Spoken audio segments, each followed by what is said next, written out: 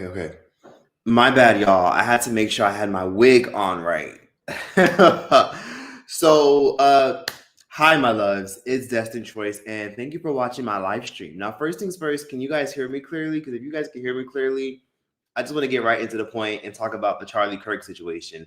Now, I was actually going to make a dedicated video on the Charlie Kirk situation, and I probably am going to make a dedicated video.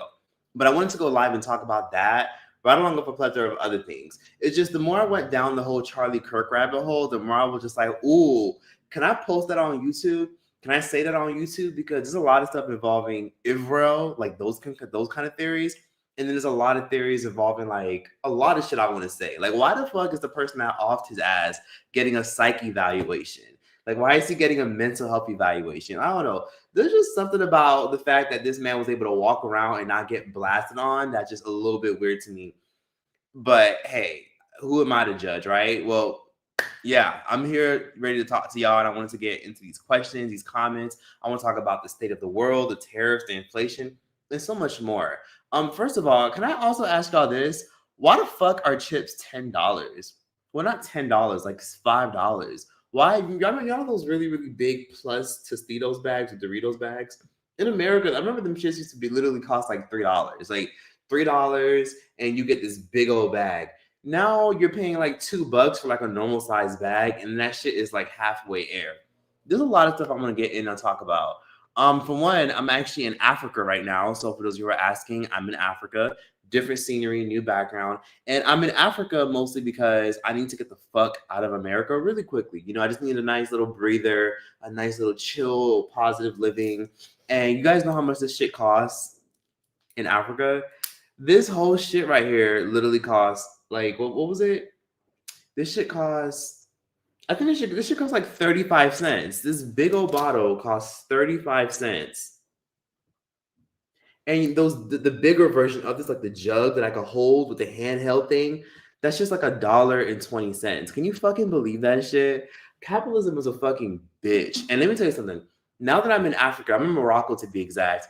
I have met so many like Americans. Like I've met a few Americans like leaving, and then I met a lot of Americans as I got here. And I remember just asking them and being like, "What are y'all doing here?" Like I never see Americans come here. And they just like, oh, honestly, I'm just trying to travel because some shit about to pop off in the world. Like I was literally kicking it and hanging out with these New York girls that literally came from New York all the way to Morocco. And they were just casually by the ATM, same time I was, had a great conversation. And they told me straight up, like, oh, honestly, I'm trying to travel as much as I can because shit about to pop off. And then I met another young lady who told me she left America and she lives in the Netherlands because, you know, she just wants to live there because you just get more bang for your buck. And I remember I had said to her, I had looked at her, and I think I forgot her name. Her name was like Jane or something like that. But I had looked at her and I said, "You left America?" She's like, "Oh yeah, I left recently, like for good, for good. Like I'm off to the Netherlands and I've just been traveling." I looked at her and I said, "Why?" And she was like, "Oh, I haven't been asked that question in a while." And I was like, "Oh wait, never mind. Duh, like I know why. I know why you obviously left." And she's like, "Yeah, it's just not fucking worth it for me. Like in terms of like living, working, lifestyle, healthcare, politics, I'm good off that shit." And then of course, with the way things are, it's like you would think with the way America's getting so expensive, you would think they'd fix the fucking potholes in Los Angeles. You would think that they fucking clean up the subways in New York City. Like y'all remember when they said that they haven't cleaned the subways in New York City thoroughly in years? They clean the subway, but they clean it on a surface level type of shit. Like they don't clean the subways in New York City at all. And I just think to myself, where the fuck are the tax dollars going? Where are our money going? It's just best to run while we still can. But let me just read some of these comments. So somebody said, anyone else can't leave USA. Wish I could leave, but can't. That makes sense because a lot of y'all have children, a support system, and some of y'all have jobs that obviously keep you in America. But I will say, if you could ever secure a work from home job and you could probably homeschool your kids or do some other shit, I'd probably take that opportunity as soon as I can, because even like living overseas for a little bit will give you a breath of fresh air. Because when I tell you, like, I feel lighter, like the minute I got off that plane, like first things first, when I left America, I landed in Italy first as my connection. and it had like a long ass layover, like a big ass 12-hour layover. As soon as I got off the plane, I was like, oh, like I just felt like the demons get off of me. Like I was like, oh, like is this what life is supposed to feel like? Like the air just felt so much lighter and heavier. Like I just felt like I didn't have that demon in my ear just screaming, work harder, work harder, work harder, work harder, work harder, make more money, make more money. You're not making enough, paycheck to paycheck. Like I feel like that demon just disappeared instantly. Let's see. Oh my God, you said I'm African. I can't wait to visit Morocco and Algeria. Honestly, Algeria has been on my list for the longest time. Algerians are so fucking beautiful. Like the high cheekbones, the teeth, like they're so fucking sexy to me. So I definitely want to go to Algeria as well. And I hope you definitely get a chance to go.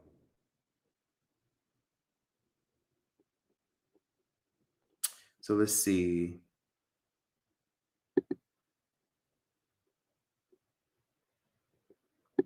Give me a second.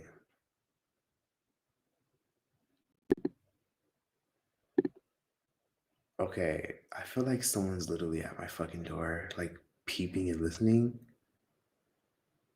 I'm sorry. I don't mean to be weird, but I feel like someone's like literally at my fucking door. I don't know if it's because I'm loud and my neighbors think I'm loud. Yeah, let's take this shit into the bedroom. Shh. Because I'm starting to hear like weird noises and stuff.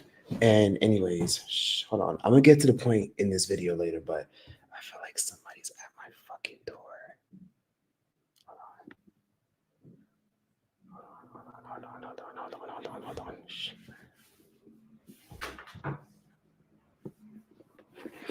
Sorry, y'all.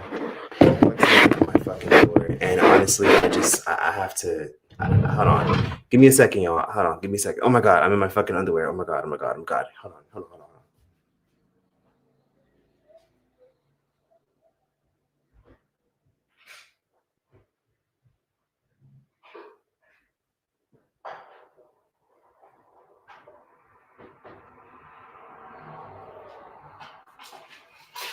Okay. Sorry, y'all. Okay, I'm gonna stay in my room because I feel like someone's like literally peeping. One thing I'll say about Africa is that people are a real community here, but people can be very fucking nosy. Like I don't know. So I'm like, I don't want to just be doing a live stream and then somebody just piss me off. So, anyways, I'm gonna just get straight to the point because I don't want to bore people. And I know a lot of y'all are just rolling in. So excuse me while I turn on my studio lights. Hold on. Excuse me while I turn on my studio lights. Ooh. Sorry, y'all. I'm just fixing these motherfucking lights. Hold on. Let me fix these fucking lights. Yes, I know. Be more professional. Okay. Okay. This is so much better. Okay. I need to get the fuck out of America, so that's kind of why I left for a little bit. Like I left for a little bit, and I feel like the minute I landed, it was like a breath of fresh air. First of all, this lighting is so much better. But anyways, so yeah. Ooh, sorry, I got real fucking paranoid really quickly. Be safe. Go to the door. Go to the door. No, fuck that. Like I'm good. Like as long as that door is locked, I ain't going nowhere near that shit. But yeah, I heard someone at my door. In Africa, people have a tendency to be kind of nosy sometimes. Not all of Africa, like it depends on where you are, probably. But like, there's a saying in Morocco, to be exact, from what I've researched, right? Like, if you're Moroccan, you probably might disagree with me, but I heard there's a saying that goes, "There's no such thing as privacy, only what you hide well." So, yeah, you could tell somebody one thing when you're walking past them in the building, and then before you know it, like the whole fucking building knows everything. Like the whole WhatsApp group chat knows all your fucking business. So I'm just like, okay, let me not be too loud because I don't want to rub nobody the wrong way because I already got this apartment for a good deal. You know how much I'm paying for this really spacious, decent one-bedroom apartment? I'm paying $32 a day. That's not bad at all, and it's spacious. I got hot water and everything, and I got Wi-Fi. But anyways, let me get to the Charlie Kirk situation. Sorry. Yes. Oh, thank you. You love my shirt. I appreciate that. Thank you. Yes, I'm in Morocco. Okay, someone said thoughts on Charlie Kirk. Okay, so this is what a lot of y'all obviously probably came for, and I'm gonna talk about a plethora of other things and more. But thank you for everyone that likes my shirt. It's like floral. It's like a floral kind of thing.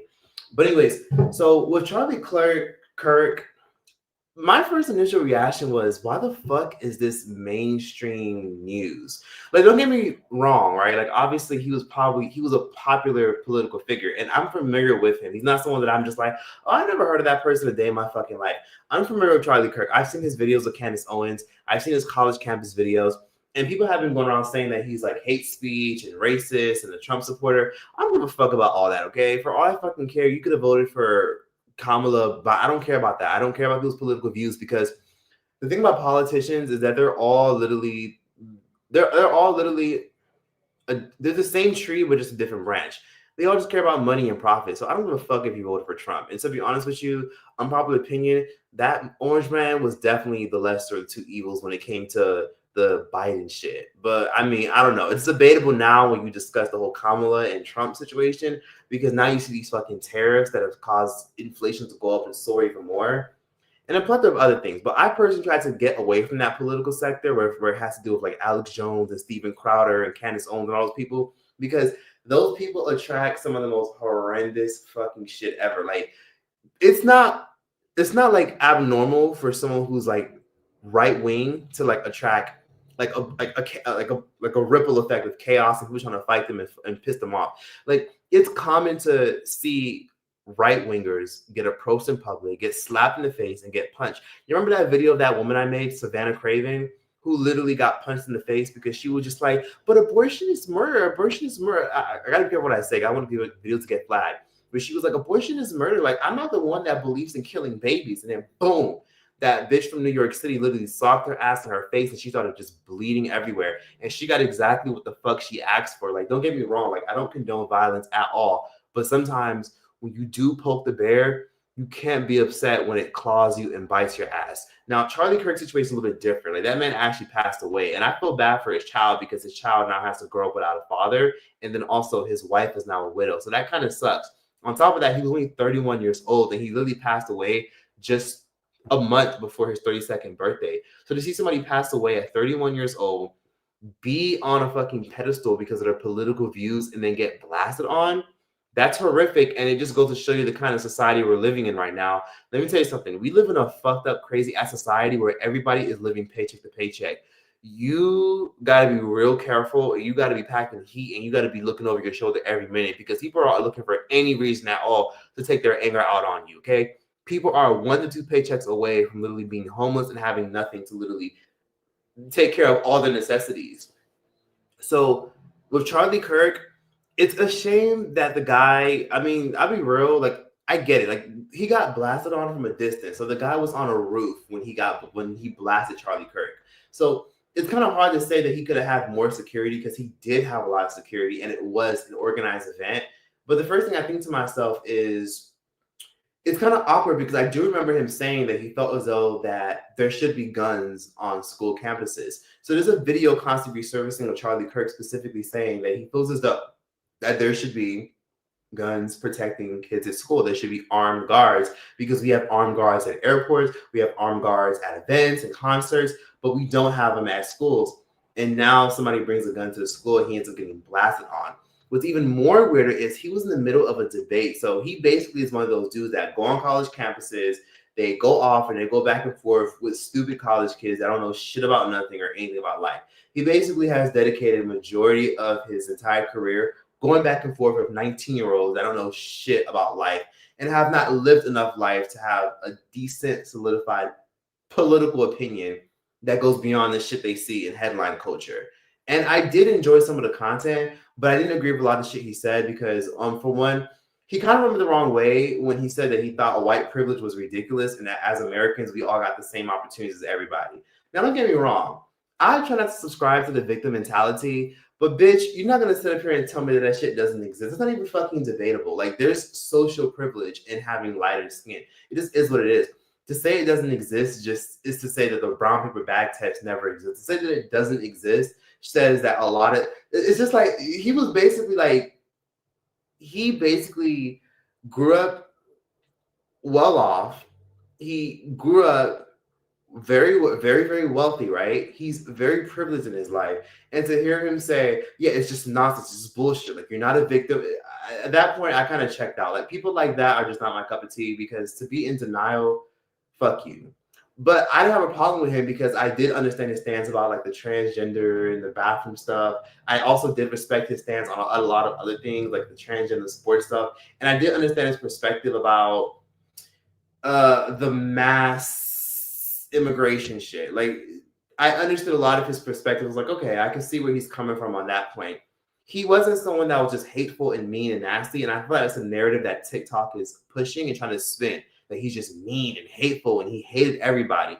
That wasn't the case. Like, I actually saw some of his content, and he just had a lot of conservative and controversial opinions. And it's crazy because I don't understand why he was so high on a pedestal. And it's even more interesting because Trump is actually trying to honor this Charlie Franklin guy with the Hero Award. So he's basically going to be getting a medal, an honorary medal, which is usually like top tier best award you can get from the president.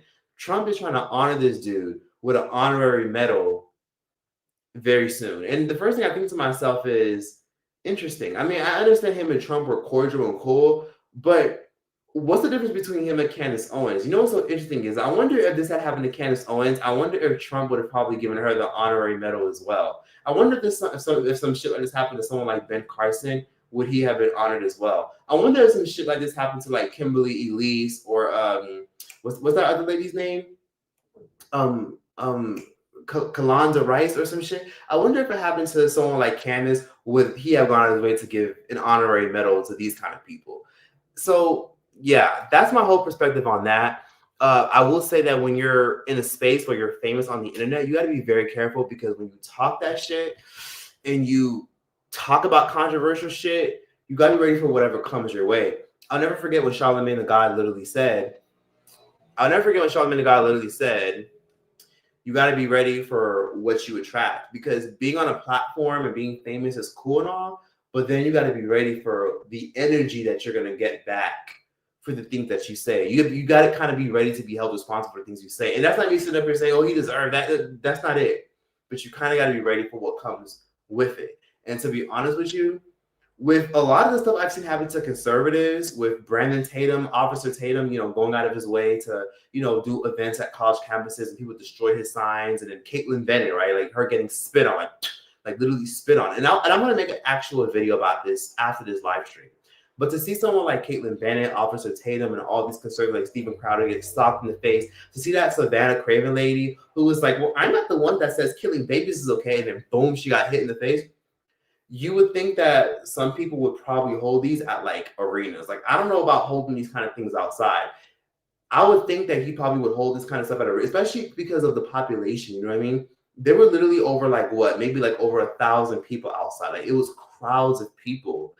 And the first thing I thought to myself is, why wasn't there like actual security that pat people down? Like, why wasn't there like, metal detectors? Why wasn't there like police everywhere? Which there was some form of security. But I kind of think to myself, what the fuck happened? Like, anyways, what I will say about this is the guy that shot Charlie Kirk literally got arrested recently. He was identified as Tyler Robinson. And to see him get arrested now and get a mental health evaluation, I'm still trying to figure out how the fuck he got to walk away scot-free. I'm still trying to figure out how the fuck he was able to walk around with sunglasses and a hat. The whole school shooter starter pack, walking all awkward and with a limb, and not get snatched up and caught. Like, I'm trying to figure out like how like no one blasted this. Like, I mean, and to be fair, like he did, turn himself in because his father forced him to turn himself in. But I kind of think to myself, how the fuck was he able to go and get off scot-free? And it's crazy because when I see the Charlie Kirk situation, all I can think to myself is, isn't it really weird and ironic? Like, a piece of me thinks that this is probably like some weird, like a piece of me wants to go deep into conspiracy theories and thinks like maybe this is like some deep, weird ass, creepy ass, scary ass agenda. Because isn't it weird that in the midst of him being in a debate about guns and mass shootings, he literally got blasted and shot because of a shooter? during a shooting with a rifle. So yeah. Anyways, all I'm gonna say is this: is let's just see how all this entire thing unfolds. Let's see how the case unfolds, and I will be doing a video, so don't sweat if you're not really into the whole live stream thing. But I have a lot to say, and there's a lot of things I want to insert. There's a lot of theories that I've seen about the fact that he only got backlash because he said a lot of negative things about Stern.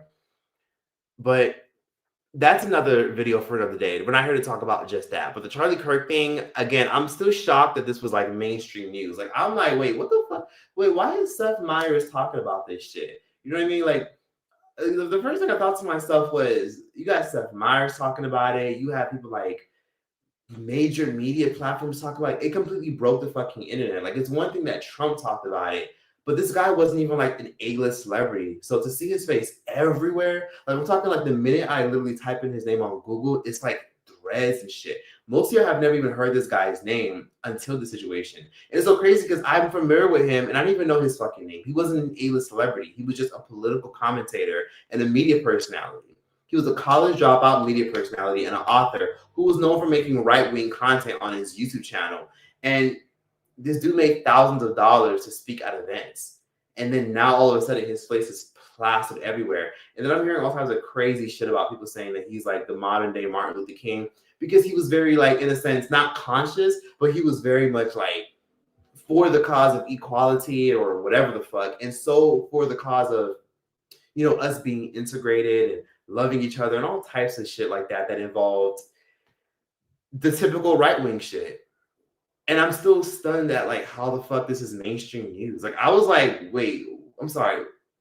And then I'm not gonna lie, it is insensitive whenever I get on the internet and then I see people say shit like, oh well, good riddance, he was a Trump supporter, he's this. We live in a very heartless society, and I'm gonna be honest with you, I'm not gonna turn a blind I'm gonna turn a blind eye to those who say shit like that. Like I'm not gonna be mad. I'm gonna be like, yikes, okay. Let's not wish death and say slick shit about death because that shit can happen to you. It can happen to anyone. It can happen to someone you care about. So let's not laugh and cheese about somebody dying. You're like, well, whatever, all well. Somebody's father and uncle and cousin and best friend passed away. But I don't really give a fuck if people are saying, oh, well, I don't care. I don't care that people don't care. And I think it's a shame that people sit up here and be like, well, why do you not care? Like someone just lost their life. Well, let's be real. Like if Pookie and Ray Ray had just got blasted because he was walking down the block, do you think he would have posted a little picture and be like, R.I.P., R.I.P. Pookie, R.I.P. Ray Ray and all that stuff? The same man that said, white privilege doesn't exist and that, victimhood and empathy is an illusion. If Pookie and Ray Ray got shot, I don't think he would have given. If Javier or Felipe or Ignacio got shot, I don't think he would have been going on his story saying justice for so and so. I don't think he would have really gave a fuck. He would have just saw it and just kept scrolling and not care because it wouldn't have benefited him or garnered him any viewership. So that's all I gotta say on that. When Pookie and Ray Ray get killed, nobody cares or say anything. But when Charlie Kirk gets blasted on, all of a sudden the whole world stops. Not to say that he deserved it. I'm just being realistic. And yeah. So what's so interesting is the same man that will sit up here and say that white privilege doesn't exist and say that, oh, the victim mentality and the empathy card is just liberal, right, left-wing bullshit. Like, I get his opinion. I always respected his opinion. But, let's go back a little bit. He believes that a lot of empathy and like a lot of this whole left-wing and, like you know what I mean? It's kind of hard for me to like not like just be like, okay, whatever. People don't give a fuck. Being who he was. You know what I mean? And people shouldn't feel bad or made to feel bad at all. It's kind of like the Hulk Hogan situation. Like, it's not that I'm happy as fuck or hyped as fuck that Hulk Hogan passed away. It was just that Hulk Hogan was known for saying some things that rubbed me and a lot of people the wrong way. Like when Hulk Hogan sat his ass there and literally called his fucking daughter's man Igor. So, when Hulk Hogan passed away, I was like, Then it's nothing personal. It's just if my fucking black ass got shot, you think Hulk Hogan would be like, oh my God, justice for this content creator influencer. They wouldn't give a fuck. But anyways, let me just get into these comments because I did say a lot. And I have a lot more to say afterwards. But again, like I said, for those who are watching, I am going to make a dedicated video. And I do have more opinions because I do feel like there's a lot to say. And I don't really give a fuck if people feel the way, but I have a lot to say. I had no problem with Charlie Kirk. at all. He was just a political commentator and a right winger. But like I said earlier in this live, for those of you who are just coming in, if this happens to Candace Owens, would she be getting an honorary medal from Trump? If this happened to Ben Carson or what's that other dude, Officer Tatum, y'all know that police officer that making YouTube video that's real conservative. Would Trump have honored him with a medal? They all have organizations. I'm just being honest. Right? I'm just being honest. But let's see how this all turns out. Let's see how it all unfolds, and let's see who gets condemned and held accountable. Or honestly, I'm so shocked that so y'all keep mentioning Tyler Robinson. I'm so shocked that Tyler Robinson is getting a mental health evaluation. Like I still look at that and I think to myself, a mental health evaluation? Like now this is being spun into he probably had a mental. They always fucking do this. They always fucking do it. They always do that shit. They always do that. They always be like mental health. He probably had a mental illness. Always do this when it comes to people who look a certain way. Mental illness, psych evaluation. Anyways, gorgeous room. Thank you. I appreciate that. Hello. Hey. Okay. I'm sorry. I wasn't reading some of y'all comments. She got punched because the beast couldn't handle the truth. People's hearts have grown so cold. R.I.P. Charlie Kirk. Yeah, literally. It doesn't matter who was killed by. It's true. He said there would have had to be casualties to protect the Second Amendment. So he was a casualty. He did say that. So Charlie Kirk did actually say that sometimes negative and chaotic things will happen. But if it means still keeping the Second Amendment, which means the right to, bear arms and as an American, he said then it is what it is. He didn't say it in a way to obviously diminish those who have literally been killed wrongfully by those who abuse the Second Amendment. He was just saying that, shit happens. We still need our Second Amendment. Now that something happened to him, I wonder if he would still stand on business about the Second Amendment if he had actually survived. Because he had never been shot before. So, and then now he's no longer with us. But let's see what happens. Like I said. So someone said ironic. Let me see. I smoked that Charlie pack. It shouldn't have been racist. Yikes. I don't think Charlie was racist per se. I think he was just, I think he was well-informed, well-educated about many subjects, about politics, economics, and government. But I also think that he definitely was, let's just put it this way. I guess you could say he was blinded by his own experiences in life. This man was wealthy. This man grew up in a good community, good place. He literally got so many opinions about what the fuck Black people should do in terms of like nuclear homes, right? So he was like big on, the reason why Black people are suffering at a high rate is because of the lack of fathers in the home, which does play a role. Okay, I'll give you that. I'll give you that. I'll give you that, pig. I'll give you that. No offense to him. RIP to him. I'll give you that. But I'm not going to sit up here and let a privileged white man who wouldn't even set foot in the hood, who grew up in the suburbs of Chicago, by the way, right? He's from, Arlington Heights, Illinois, literally 45 minutes away from the city of Chicago. I'm not going to let someone like that tell me what the fuck Black people should do or should have done in order to make crime go down and more. It's like, I don't want to hear it from someone like him. But anyways, yeah, so he had a lot of opinions about Black issues, which, listen, I feel like people can have an opinion about whatever the fuck they want. But when he had that opinion, I remember just being like, listen, I want to hear what the fuck a privileged white man that grew up 45 minutes out the city have to say. Because you ain't saying foot there, bitch. You ain't going to Bronzeville, which is the hood of Chicago. You ain't going to the South Side. You ain't going to is Camden in Chicago? You ain't going to Camden. You ain't going to West Village, bitch. You ain't going to, Oaklawn, or you ain't going to none of those areas. You stick to your suburban, privileged areas, and you have the utmost idea just based off of statistics of what you think is wrong with Black people in America. All while you probably only got one token Black friend who's probably Candace Owens, and they all probably lean a certain way politically the same way you do. You probably don't have a diverse group of set of friends. They probably all think the same, view the same, say the same thing, and say, well, I'm Black and I don't, perceive racism that way. Like, you got Candace Owens friends. And I don't have no problem with Candace Owens. I got issues with some of the things that she says, but that's another video. But yeah, Charlie Kirk's, rest in peace. I'm sorry that happened to him, and I'm sorry his wife and his child now has to go without him. But listen, when people say, "Oh, I don't care," "Oh well, I don't care," let them not give a fuck. Why should they give a fuck? Why would they care? Like I said, if your black ass passed away, is Charlie Kirk gonna repost your fucking GoFundMe? Probably not.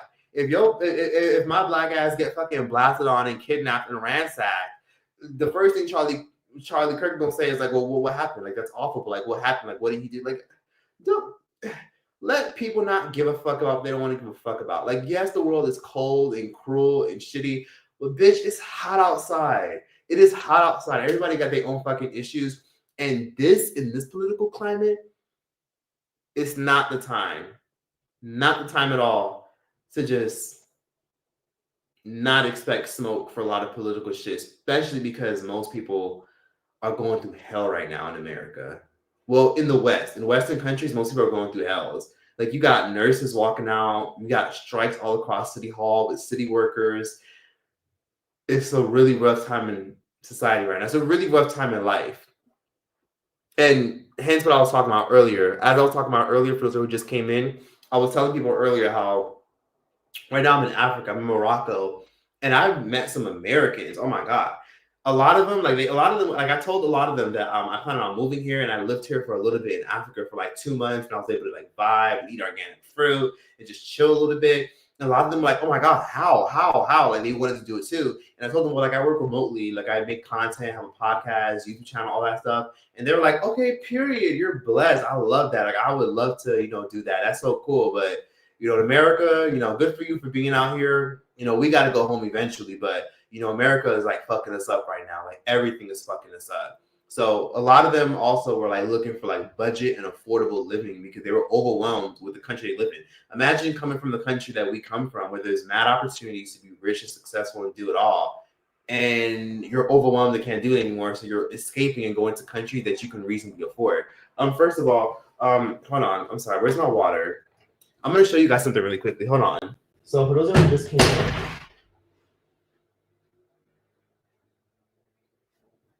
so hold on. I'm going to show you all this real quick. So this bottle of water right here, right?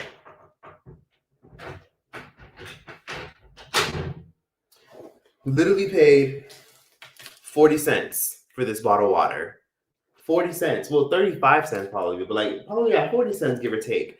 This big ass thing of water, I was telling people this earlier, for those who were just coming in, literally cost like $5 in a regular grocery store. Literally.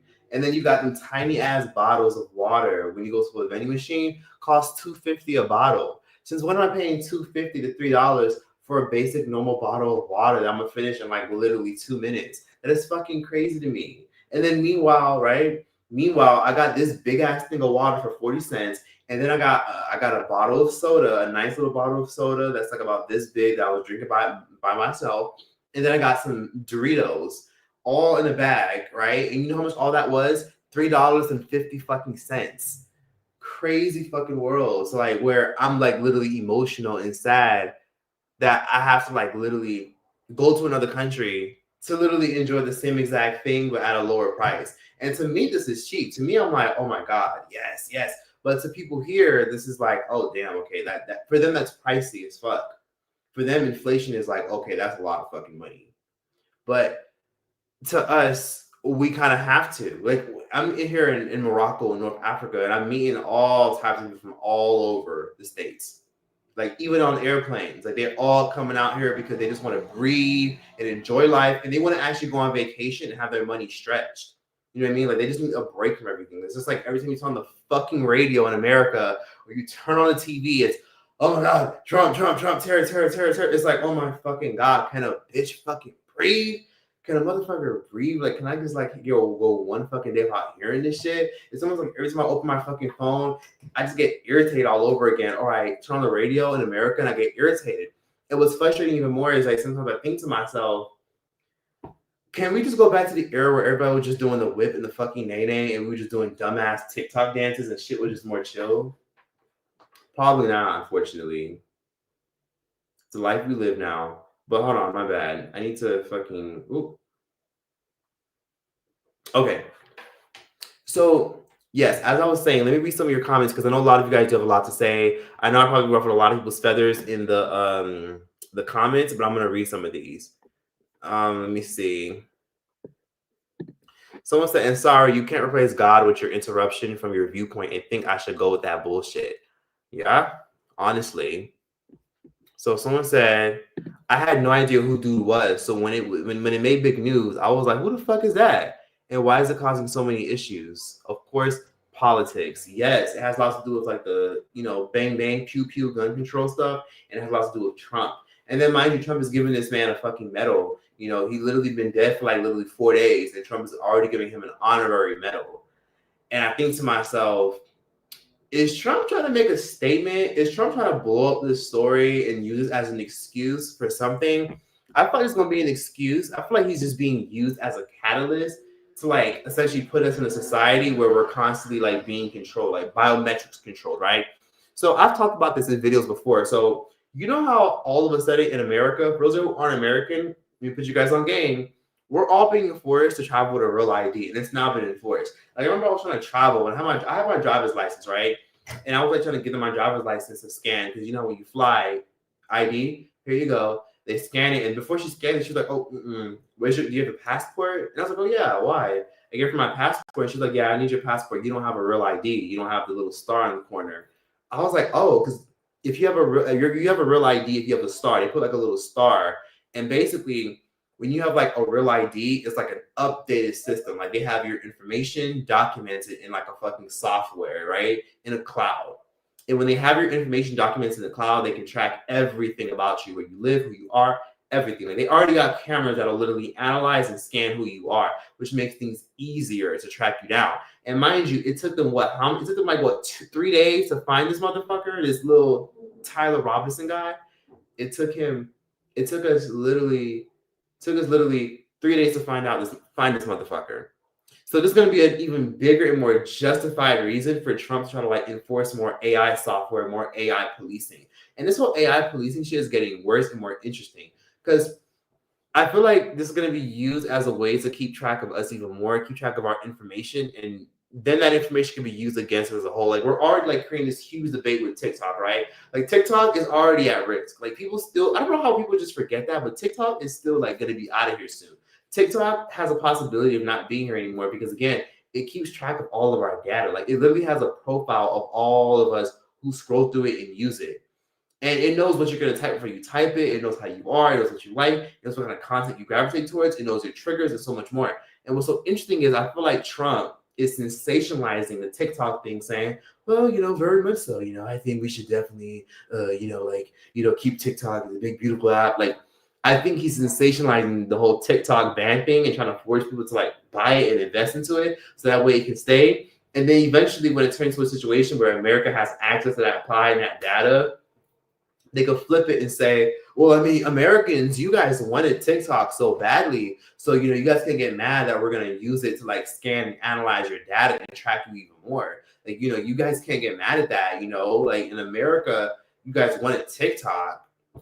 We gave you guys a choice. You guys made a big commotion. So, you guys won it. And then on top of that, I feel like the whole real ID thing, the biometrics thing, and then seeing the fact that this guy had on sunglasses and a hat and everything, is just going to be enforced a lot more. And I feel like it's all coming down I feel like more is coming with that. Like, we'll see. And then, because again, I'm still confused. What the fuck is Trump doing giving this guy a medal? Like, I get it. He had an organization, but how many people had organizations as well? You're giving him an honorary hero medal? Plenty of people had organizations because somebody offed him. Like I said, like if the same thing happened to Candace Owens, would she get an honorary medal? No. So yeah, so something's going on here. Like this guy's death is going to be sensationalized to create this whole fucking era of okay, yeah, we got to like get more like universal system that can scan people's faces and people's privacy. We really got to try to enforce more of that AI software so we can analyze people's faces. So this guy's death is too high on a pedestal. Like it's one thing if we talked about it for 2 days, but bitch, we didn't even talk about Betty White's passing that. I mean, Betty White was old as hell, like granted, but we didn't even talk about her death that long. And who else passed away recently? We didn't even talk about what was that other person that passed away recently? It was a lot of people. James Earl Jones. Who else passed away? I'm sorry. I don't. It's a lot of fucking people, but a lot of people's death has not been sensational. I get it. Like it was at a, but it was at a college campus, and he was talking about guns and how at the end of the day, if people literally have to be gone and be dead for the sake of guns, then it is what it is. Like he didn't say it was okay, but he was implying it's what it is because he still wants to be able to have the right to bear arms and have a gun. Like his death is just it's too much on a pedestal. This is too weird. I feel like there's more that's going to manifest from this, and I think Trump is just going to be exploiting this guy's death. There's something weird about this, but that's just my take on it. Let me read some of these comments because I have not been reading out comments. Let me see. Oh my God, thank you for the super chat, Monotypical. I appreciate you. And okay, the Pink File said, and they want people just to forget the stuff he said. He deserved the ending he got, but he has to understand that stuff like this happens. It's sad, but true. Charlemagne did say that. You know, at the end of the day, you got to be ready for the energy that comes back. Be ready for people to hold you accountable for what you say. That's why I say, if a lot of y'all watching this, you know, I don't blame a lot of y'all for not wanting to be famous. And I will say that if you want to be famous, think twice. Because even though being famous can come with opportunities and money and shit like that, being famous, people put you at a higher pedestal, and that puts you as a target for more enemies, especially politics. Now, politics is a different story. Like I'll talk about it. I'll talk about the stuff that's going on: relationships, reality TV, media, news, pop culture, music, anything. But politics sometimes it's a little bit iffy. Like I don't mind talking about it, but you can draw in some really, really ugly enemies with that. Like politics just brings out the ugly and the demon in a lot of people. So I mean, I don't want to sit up here and say he probably should have had more security because he got blasted on from a distance by some guy that was on top of a roof. But I don't know. A piece of me is just like, how the fuck does somebody just casually walk in, sneak in with a fucking big ass rifle? Like nobody saw that. Like cameras didn't see that. Interesting. But there were group chats and there were messages that leaked of him having a rifle stashed. Like there's like a whole Discord of messages of him and other people, you know, saying that he had a rifle and a gun stashed away in a bush somewhere. And I think to myself, this is all too orchestrated. Like, this is all the same shit that keeps happening. Like was Charlie Kirk some type of sacrificial vessel that's going to be used to open up a greater conversation? Was this meant to distract us? There's too much news coverage on this guy for it shit not to be a little bit weird. Like again, none of y'all have ever heard of this person. None of y'all ever like, and again, like he was a right-wing politician. And then first of all, why the fuck Jeffree Star ugly ass is fucking interjecting and jumping in on this? Jeffree Star is not political at all. What the fuck going on? What the fuck Jeffree Star talking about this? Anyways, some crazy shit's going on. Something fishy going on, but I'll be fine because I ain't even in America, and I'm probably gonna get the fuck up out of there very soon because I'm not even there now. So, are y'all okay in America? Y'all want something from the store? I pay 40 cents for this. Y'all want something? I am not paying $5 for this same exact water. Someone say I'll keep trying to minimize racism to an opinion. Let me see. Hey, Choice, he was a rage baiter. Yep, to some degree. Choice, you literally traveled to another country to avoid America. That's privilege right there. Oh, yes, you're absolutely right. That is privilege. So here's another thing. There's privilege in literally everything. Like I'm not saying that I don't have privilege. Like that is a big privilege. The fact that I was able to just be like, well, yep, let me just jump on over and go over here for a little bit. So this is interesting. I actually paid a really, really cheap price for my travels. So I'm gonna put you on some like game, right? I'm gonna teach y'all, and I'm gonna do a whole video dedicated to this, right? So basically, when I travel smart. Like I don't pay for luxury ass villas and luxury ass apartments. I can stay in a simple ass Airbnb in a simple ass apartment and be fine. I know some of y'all out there are like, oh no, I like a hotel. That's on you, bitch. But if we ever travel together, you gonna stay in a hotel, I'm gonna stay in an Airbnb, and I'll just meet you at a fucking Starbucks or something like that. But what I was saying was, I actually paid. Let me tell you how much I paid. I'm gonna tell. Okay, let me tell you my business real quick. So I actually paid $280 to fly from Los Angeles to Italy, And then I landed in Rome. And then when I landed in Rome, before I got on that flight, though, I bought a ticket from Rome, Italy to Africa. I had a 12-hour layover in Rome, Italy. So I got to walk around, do my thing, enjoy it. And then I got my flight from Italy to Africa. And that flight was like $96. Plus, of course, I had to pay for the seat and then pay for the bag. Altogether, it was probably like $108. 112, I think. But yeah, I paid $280 to go from LA to Rome, from Rome to Africa, and paid $96 to get to Africa from Italy.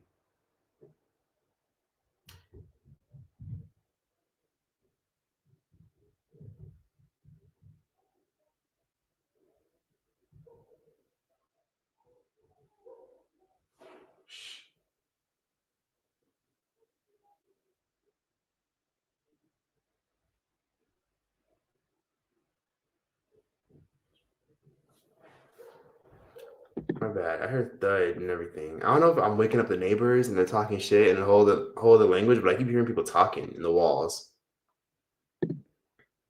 Yeah, his views were interesting. Let's see.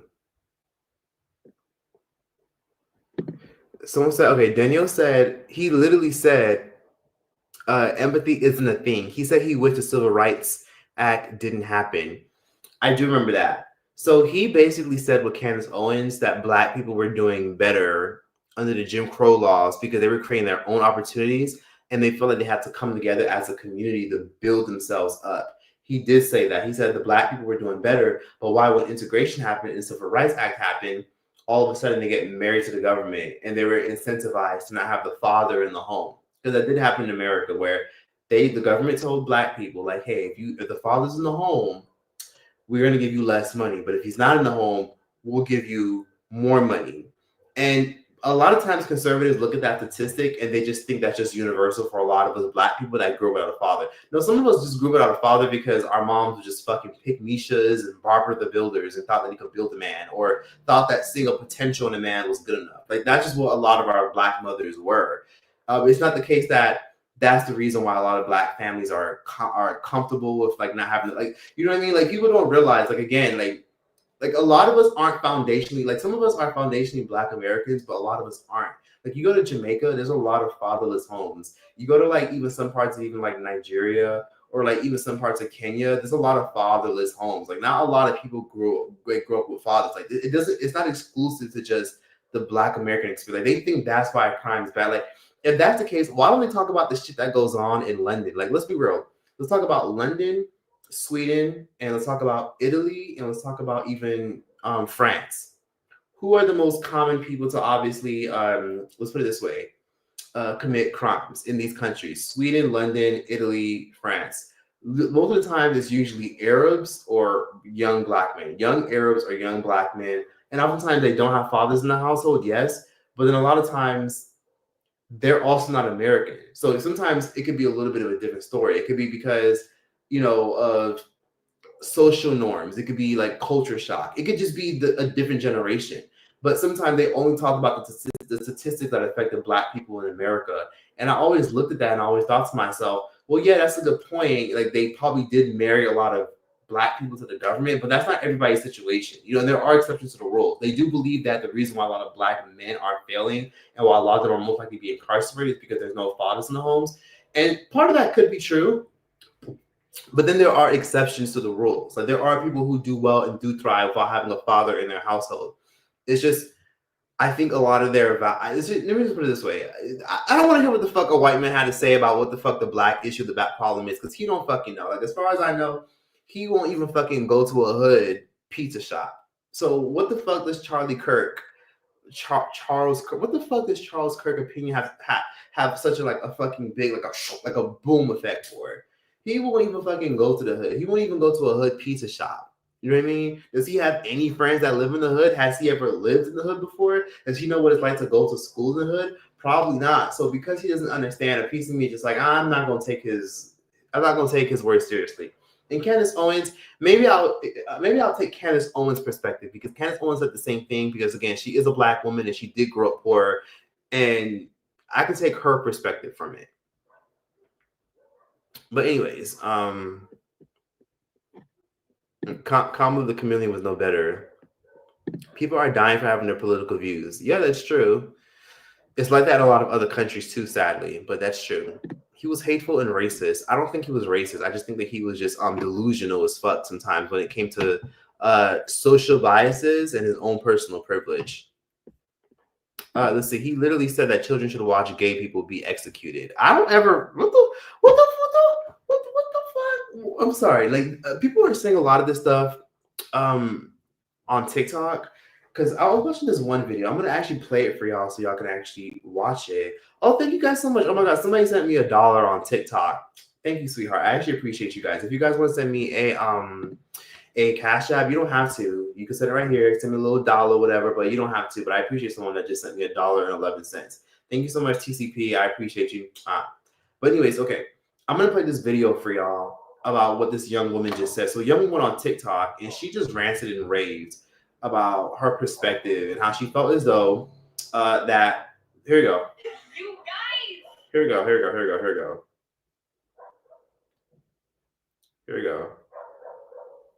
Hold on.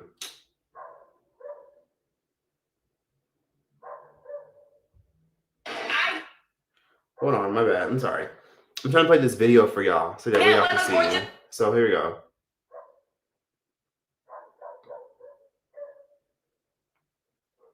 Okay. I'm gonna play this video of this young lady who basically just went off. And let me see. Okay, here we go. Because y'all can't fight me. For the people who are like, that was his political opinion. Okay, pause. Let's run it back to grade school and discuss what is a political opinion. A political opinion is something like, how high should taxes be? Should the states have more control than the federal government? Should we regulate guns more or less? See, these are political opinions. You could agree, disagree, debate them. That's politics. But when you step into saying things like Black women don't have the same cognitive ability as white people, or that Black people were better off in slavery and Jim Crow because they committed less crimes, that's not a political opinion. That is racism and white supremacy. When you claim that the 1 in 5 women who report SA are liars, that's not a political opinion. That is misogyny. When you argue that even a 10-year-old child who is SA'd should be forced to carry that pregnancy to term, that is not a political opinion. That is violence and asinine, honestly. And when... Okay, and I'll be real with you. So that's why a lot of y'all on the internet are getting on here who didn't even know who the fuck he was. Because let's be real, a lot of y'all didn't even know who the fuck he was. I'm familiar with him because I've seen his content before and I've inserted some of his videos in my videos where I was talking about Candace Owens and the right-wing shit and the red pill community. So people are saying stuff like that. Is saying that he promoted hatred and he was a bigot. And yeah, he said that children should watch gay people be killed. Is there a video of him saying that? Because I've seen some of his videos before. Like, again, like I'm not the biggest fan of him, but people are saying stuff that's on TikTok, which is constantly like stirring like a lot of the hate train that he's getting, which don't get me wrong. Like a lot of the shit he said, he ain't shit for saying some of the things he said. Like, again, some of the stuff that he said was true, right? Like he said that Black people were doing better under the Jim Crow laws compared to how they're doing now in terms of family structure, right? Family structure. But listen, if we're being honest for a second, I think that's completely fucking delusional. Like, okay, great, family's cool and all right, but sometimes family isn't shit. There are more Black entrepreneurs, Black media, Black platforms, Black opportunity, Black and brown creativity, Black and brown travelers. Like, there's so many amazing things that are happening for Black people that have nothing to do with family structure. Like, why does family structure has to be the core fucking value of Black people thriving? Like, yes, are Black people, Americans to be exact, not doing family that well? Yeah, not really. Like, families just aren't, family prosperity just isn't promoted or uplifted as much as it once was in the 70s and the 60s, hell, even in the 80s, you know, when we had like the Cosby Show and shit. But let's be real for a second. Look at the positive statistics. The fact that Black people are soaring in athleticism, the fact that Black people are soaring in college, well, mostly black women, most likely to be college admitted, college educated.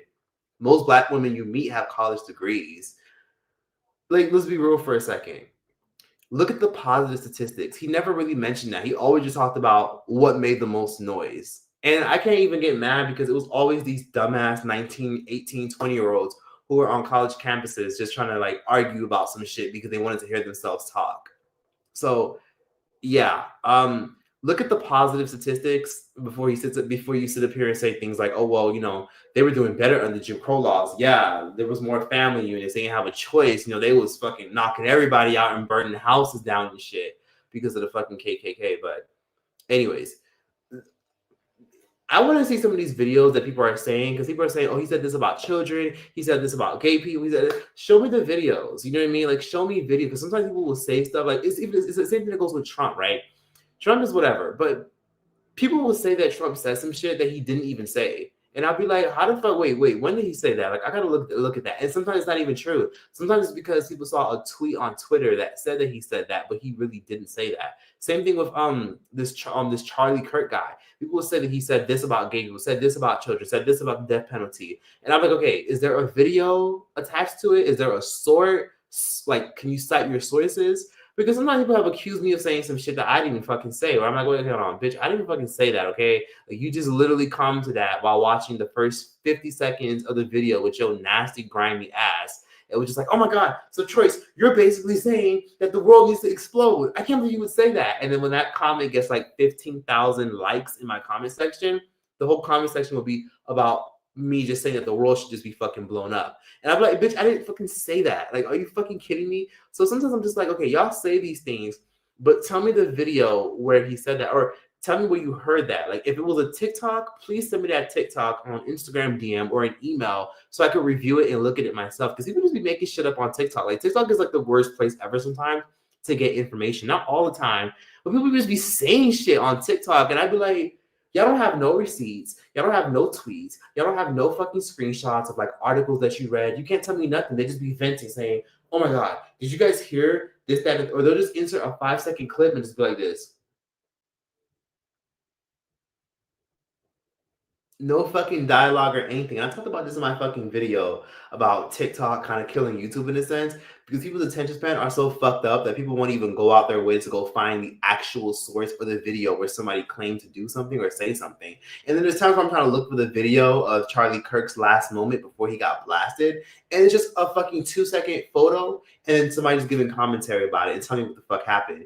And I'm like, bitch, I don't want to. Okay, thanks. Tell me what the fuck happened, but bitch, I want to be able to make my own conclusion. Insert the clip. A lot of these TikTokers be claiming that they're fucking like bloggers and commentators, and it's just like, what are you blogging? What are you commentating? You're just a fucking fat bitch with a fucking camera. You're a fat bitch that plays fucking Minecraft all fucking day with your big buck ass.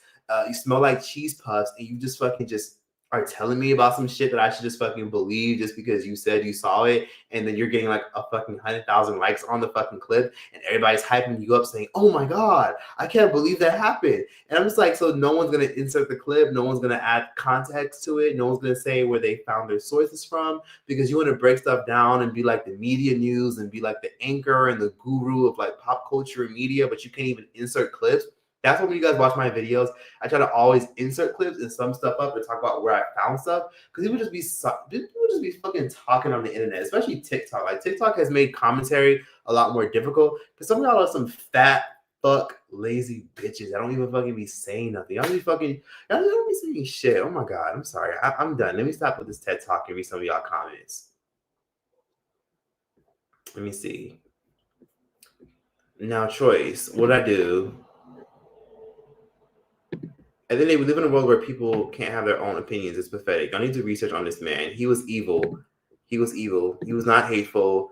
He was spewing hate speech. Kirk Franklin is only Kirk we know. I'm not gonna lie. I actually kept calling him Kirk Franklin at some point. Y'all trying to gaslight to think that Charlie Kirk wasn't hateful. I find myself, what the fuck?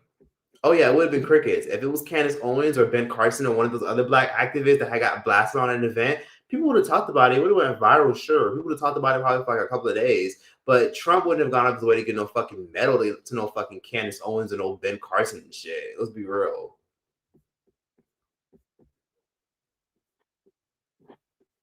Let's see. He stated he questioned if a black pilot would be qualified. He's racist.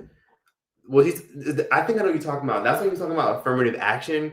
People have their opinions about affirmative action, but I need more context about that. Like some of y'all gotta like tell me where y'all found these videos or where you heard that. Because sometimes people will say that he said things or someone said this.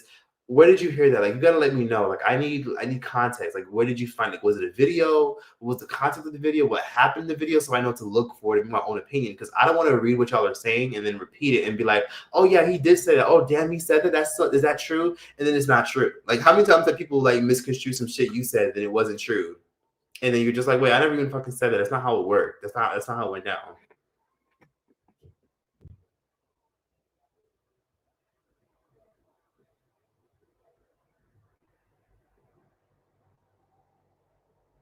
Choice Charlie's evil.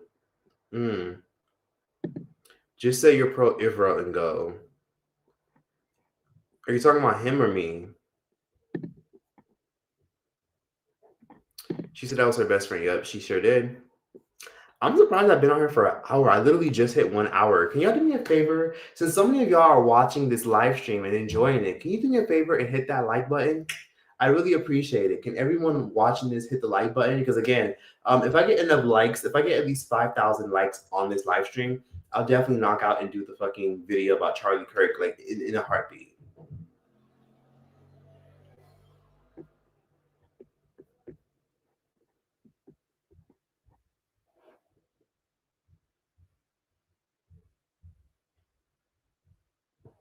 Let's see. Y'all like what he's saying, but y'all still here watching. LOL, you aren't changing his opinion. Just suck it up and deal with it. Someone said, I'm not sad that Charlie passed away. However, now there's a political violence on both sides. I feel like this is a symptom of a greater conspiracy. RIP Melissa Hotman, 100%. Trump giving out medals and shit out of nowhere to YouTube commentators. You giving out medals to YouTube commentators all of a sudden? What's really going on, Trump? What kind of conversation are you trying to open up? I feel like Trump got a lot of political endeavors that he's trying to create because he has a lot of influence and power, and he has the power to give anybody influence and attention. And I think this is so much deeper because he could have just, put up his condolences, said RIP, and that was it. Now he's been going on rants after rants after rants after rants. Something's a little fishy here. But anyways, let me just get right back to the point, and I'm going to answer some of y'all questions for those who are asking. I know some of y'all do want to talk to me about my thoughts on other things. Thank you for being sensible and having humility, Choice. These are very trying times that we are living in. This is no longer about politics. It's a war between good versus evil, 100%. We are in interesting times right now. Like a lot of the stuff that's going on in this world right now, that guy's probably trying to take his anger out on something. Like everybody want to be mad about some shit to distract themselves from their own issues and their own inner demons, because there's a lot of shit going on right now. Like it sucks, because you can't even go online shopping anymore, or even fucking order on food delivery apps about being like taxed out the fucking ass for some fucking food. You know what I mean?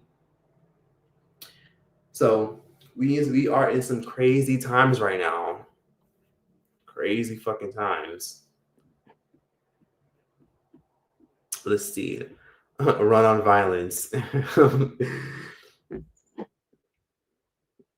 He never said empathy doesn't exist. I never said that he said that. Dor, you are right, but he did not live his life doing this. You get what you give. Let me see. Privilege. We should not have to look behind our backs when living in a country that provides us on free speech. It should not be like that. We need to stop and make this country better. Or get the fuck out while you still can, because we're all gonna die. Sounds fucked up, but yeah. Oh shit, I'm way behind on comments. Let me read some of these. Okay, first of all, I'm trying to get back on track. Let me get back to the comments. Okay. Thank you, Mike Wilson, for the super chat. I appreciate you. I greatly appreciate you.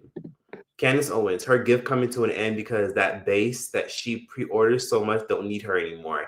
Yes, that base that she panders to so much don't need her anymore. Yeah, she's definitely... Candace Owens is going more into like the conspiracy theory route.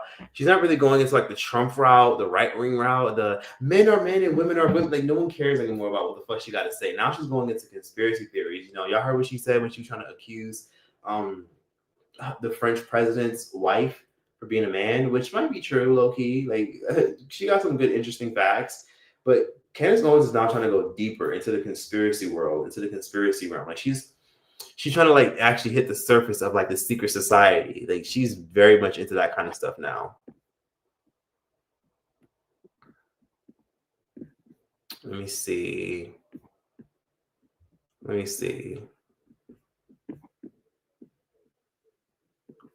I'm sorry. Somebody said I was grieving more when Rolling Way passed away. That's fucking hilarious. You're funny. You know, you should make a YouTube channel. You're funny. I'm sorry.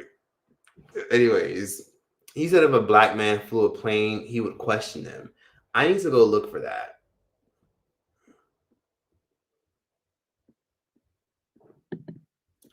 His best friend was black. His token best friend was black. Did he have other black friends? You losing me. Am I losing you? Why am I losing you? Am I losing you because you were a fan of him? Am I losing you because you don't agree with my political views? Because I have a lot of interesting views about Charlie Kirk. I have no problem with him at all. I'm just very much like, well, I mean, if nobody gives a fuck, next topic. This is what it is. I wasn't a fan of him, and I'm not going to go out of my way to just be like, oh yeah, RIP, you know, let me put up a post, let me donate to whatever GoFundMe. Like, I just don't give a fuck because if my black ass was shot, Charlie Kirk wouldn't give a fuck. If he saw my post on Twitter or Instagram or something happening to me, he wouldn't really give two fuck. The first thing he would question is be like, oh, well, what was he involved with? Or like, what did he say? Like, Charlie Kirk wouldn't give two fucks about me. I'm just being honest. Like, he just would be like, whatever. And anyways, next, men should not be in women's restroom. It would jump right to the next topic. So I apply and put my energy towards whatever the fuck makes sense and what I care about. And honestly, I care about the fact that he doesn't have the opportunity to be in his child's life anymore, or the fact that, you know, his wife, who was innocent, no longer has her husband.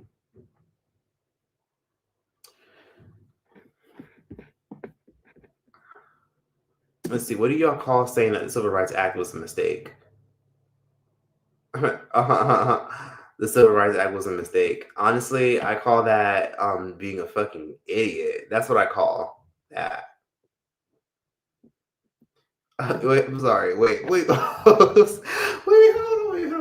hold on. Somebody said, yeah, I heard he also listened to R. Kelly. Y'all also keep saying, I heard. Oh, I heard this. It's like people are getting all this shit on TikTok. Like TikTok got everybody in a fucking chokehold about what the fuck he was and what the fuck he wasn't, because everybody watching this is trying to figure out who the fuck this Charlie Kirk guy was. It's like, first of all, when I heard about Charlie Kirk dying, I was like, who the fuck is that? But then I saw his video, and I saw his face, and I was like, oh, that person. The one that be going to the college campuses that be arguing with these 19-year-olds about, like, you know, a man with a big ass dick going into a fucking women's restroom and shit like that. Like that guy. Like that's what I know him for. Like I know him for crazy ass weird debates that just be rage baiting and going viral. That's what I know him for.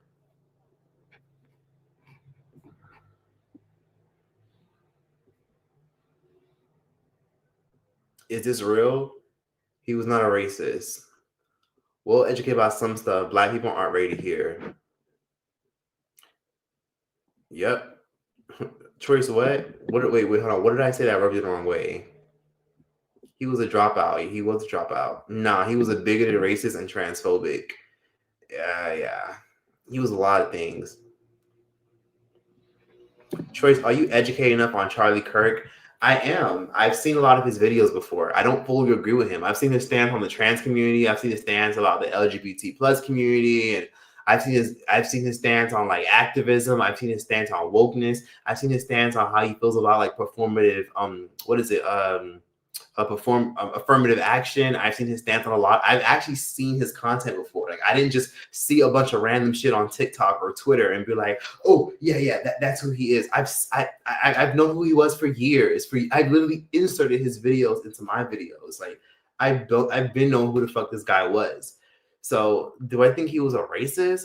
I mean, that's debatable, but I think he was just a fucking I think he was just an idiot, like an idiot that just was trapped in his fucking like idea of what the fuck privilege was and empathy is. And I think he just was a privileged white guy that grew up in the fucking burbs of Chicago and has never understood or seen struggle a day in his fucking life. Because for some reason, people put him at a high pedestal for his opinions about black people and black youth. Because he's a conservative that's very articulate and knows how to destroy 19 and 20-year-olds in a debate. So that's my perception of Charlie Kirk. If that helps you understand and rings a bell. Oop, and a bunch of people just laughed. Oop, toodles. Oh, sorry. No, I might have to leave this live choice. This ain't it. See, this is why I always try to like avoid politics. It's always interesting. What about him saying the civil rights were a mistake and hope to black pilot? I used to actually go fact check that. Like, I didn't see a lot of that stuff, but I'm not gonna lie. I'm very glad that a lot of y'all are giving me insight on some of the things that y'all heard he said, because I actually plan on making a video about Charlie Kirk. So thank you for everyone that's in the comments telling me, but what about when he said this? And listen, I love this. Like, give me all the fucking like drag my ass to fucking hell if you need to, into the other side of the room. I need to hear this stuff because this stuff is going to help me make a better video. Because after I get off this live, I'm going to get my ass up and I'm going to go film a fucking YouTube video. Like, I'm going to literally go film some shit. So that way I can film the best possible commentary video to give y'all the best information that I can give y'all. So thank you for everyone that's going in on me and telling me about myself. I need to hear this stuff because this is how I become better at content creating. Let me see. Charlie was not racist. Oh Lord, oh brother, being around black people, listening to black music does not make you be. No, the comment section is split as fuck. Okay, Eka G said, "Yikes, choice. If you don't think he's racist, then what the hell do you consider racist?" I guess I would say racist is just someone feeling like that they're more superior. His perspective about white privilege definitely makes me side eye him and look at him kind of crazy. I think he was just a fucking idiot when it came to racial adversities because he grew up in a privileged background. Like, again, the birds of Chicago, privileged, wealthy man, political commentator, you know, voted for Trump, has right-wing belief. Like that, though, that's just someone's like social beliefs based off of their own personal experiences in life. Do I think he's racist? I mean, I've never heard the man. I've never heard the man outright call nobody, fucking like monkey, gorilla, you're this, you're that. I've never heard no crazy ass shit like that come out of his mouth, as far as I know. But people said that he was transphobic. People said he was homophobic. People said he was like literally everything in the book. So a piece of me is like, from what I've seen, from when I've watched his shit, I've just seen someone that just completely like their perception is just warped on like, oh, well, I have the same opportunities as you, which is fucking stupid. Like, let's be real. Like, there's privilege in everything, right? Like, I didn't like the fact that he tried to sit up here. It was him and Candace Owens. Like, I talked about this in a video a long time ago. In my video, if you want to watch that, feel free to go watch it. But I made a video a long time ago about him and Candace Owens. Go watch my video about like why people don't like Candace Owens. That's why I talked about him. That's why I went in on him one time, where he tried to sit up here and say, well, we all have the same opportunities. We're all American citizens. We're all American citizens. This is like, bitch, are you fucking kidding me? That's not the complete case. Like, bitch, your ass went to good quality schools and you grew up in a fucking privileged ass. You grew up in what was it? Arlington Heights, Illinois. Where the fuck is that at for real? That shit sounds like I couldn't even get approved for a fucking apartment if I even fucking stepped foot in that fucking burb in fucking Chicago. So honestly, he had a warped, biased, and privileged perspective about life, and he definitely needs someone to definitely enlighten him and teach him. Like, I would definitely love to have seen him debate with someone like me, or someone that has definitely lived the experience of what it's like to live in the hood and grow up in the hood and be around other black people that are different types. I feel like he's only exposed to certain types of black people, like the preppy, Carlton from Fresh Prince of Bel-Air type of black people, like Candace Owens, or he's exposed to the black people that he sees in the media, or the ones that he embarrasses in debates, who can't even like hold a fucking conversation or articulate themselves very well. So as far as like if he was racist, it's kind of like, oh, was he? I mean, to be honest with you, like I haven't seen anything like overt, like, oh, blacks are this, y'all, like, not on the Hulk Hogan. Like, Hulk Hogan, whoo, oh my God, Jesus Christ, Hulk Hogan, oh my God, like, rest in piss. Like, no, not to be disrespectful, but Hulk Hogan was. That is what I look at and be like, okay, yeah, that motherfucker was on some other shit. Because how the fuck he get away with having a career for so long? But this Charlie Kirk guy, I think he was just delusional as fuck and stupid when it came to certain issues. Some things he said, I was like, okay, that makes sense because he had a lot of interesting beliefs about what was it, like something that he said that resonated, I thought was interesting. Like he had interesting beliefs about about how everybody should have a gun in their home to protect themselves and shit like that. Like some of those beliefs, I'm like, okay, that makes sense. Like you feel like everybody should have a gun in their home to protect themselves and their families, and how, you know, just removing guns and getting rid of them as a whole, like although it might push us towards a more calmer society, but it's not going to make society safer per se if we just get rid of guns, because people just find some other shit to use. Like I'll give you a good example is London, right? Like this is just piggybacking off of what he said that I agree with. London is not that safe. Have y'all been to the UK? More specifically, London, it's not safe. I thought it was safe. I'm like, oh my god, teas and crumpets and castles and white chapels and shit. Terry Hell, like that's what I perceived London as when I went. London is not safe. I mean, it's safer than New York, but it's not that safe because if you out at a certain time of day and you in a train station, some weird shit could like pop off at any moment. Like I had to literally pepper spray somebody once in London. That was a crazy ass situation. And mind you, ooh, should I be saying this? Should I? Y'all who live in the UK, don't tell on me. But yeah, I had to literally pepper spray somebody. Someone like legit tried to fucking like. Someone literally tried to like take my phone and take my money and try to like literally lock me in somewhere and try to like. That person might have been like really fucked up, and it was just crazy as a weird ass fucking Brazilian guy. Like he literally tried to lock me in somewhere because he wanted money and or wanted my phone. And I literally had to be like, okay, yeah, no problem. That's a long story. I don't know if I want to even tell it because I like literally had to bitch and like ran the fuck out that bitch and got out of there. But yeah, I had to pepper spray somebody. That's a long story. I don't even think I want to even tell that on the internet yet because I was like, okay, let me go to London a few more times before. Because yeah, I still bring my pepper spray with me everywhere I go. It's just my pepper spray is disguised, so it looks like a little toy, but it's really pepper spray. But anyways, and then also I got sexually assaulted one time in a fucking train station in London and shit like that. And then also in London, someone literally like walked up to me with this young black man. He said to me like, "Hey, would you like to sign my petition? You know, we're trying to stop knife violence. You know, there's a lot of knife violence going on with the youth here." And I remember just I had to pause for a second because I thought he was fucking joking. Because I was just like, knife violence? I mean, I gave him a little donation of like $5. Like I didn't care. But knife violence, that's a thing in London. Like they literally like I'm not saying, I'm talking about they be having like machetes and they'll use any knife they can because they don't have access to guns. So they all use knives if they want to protect themselves. And knives, you can't just get rid of those because what the fuck are the British gonna butter their toast with? What are they gonna butter their crumpets with? You know, they can't just fucking get rid of knives. So it's like it kind of piggybacks off of what he said. Like getting rid of guns as a whole is not going to just make life safer. So he had some beliefs where I was just like, okay. Like it's kind of like a broken clock is right twice a day kind of situation. That's kind of how I would put it out there for those of you guys who are still like wondering, like why did I resonate with some things that he said? And again, I'm not sitting up here saying that I have any sympathy for him. I could give two fucks about Charlie Kirk. I mean, rest in peace, you know, like whatever.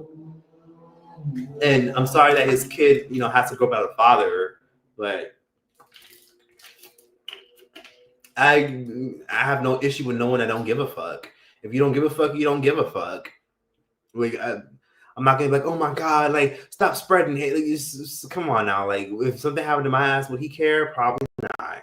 Anyways, I hope that resonates and helps you understand my perspective more. Let me read some more of these comments. Someone said he's not racist, that he's a white supremacist supporter. He's racist and transphobic. He was a rage baiter like Andrew Tate. Andrew Tate was definitely a rage baiter.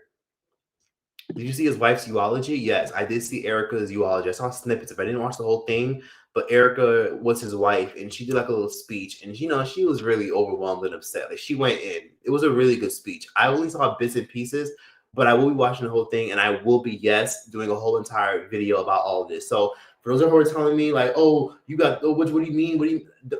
Don't worry, a video is coming. I literally was in the midst of doing research. That's why I literally got on here late as fuck. So I was in the midst of doing research about a plethora of different things, and I will do a dedicated video that does go in more about this.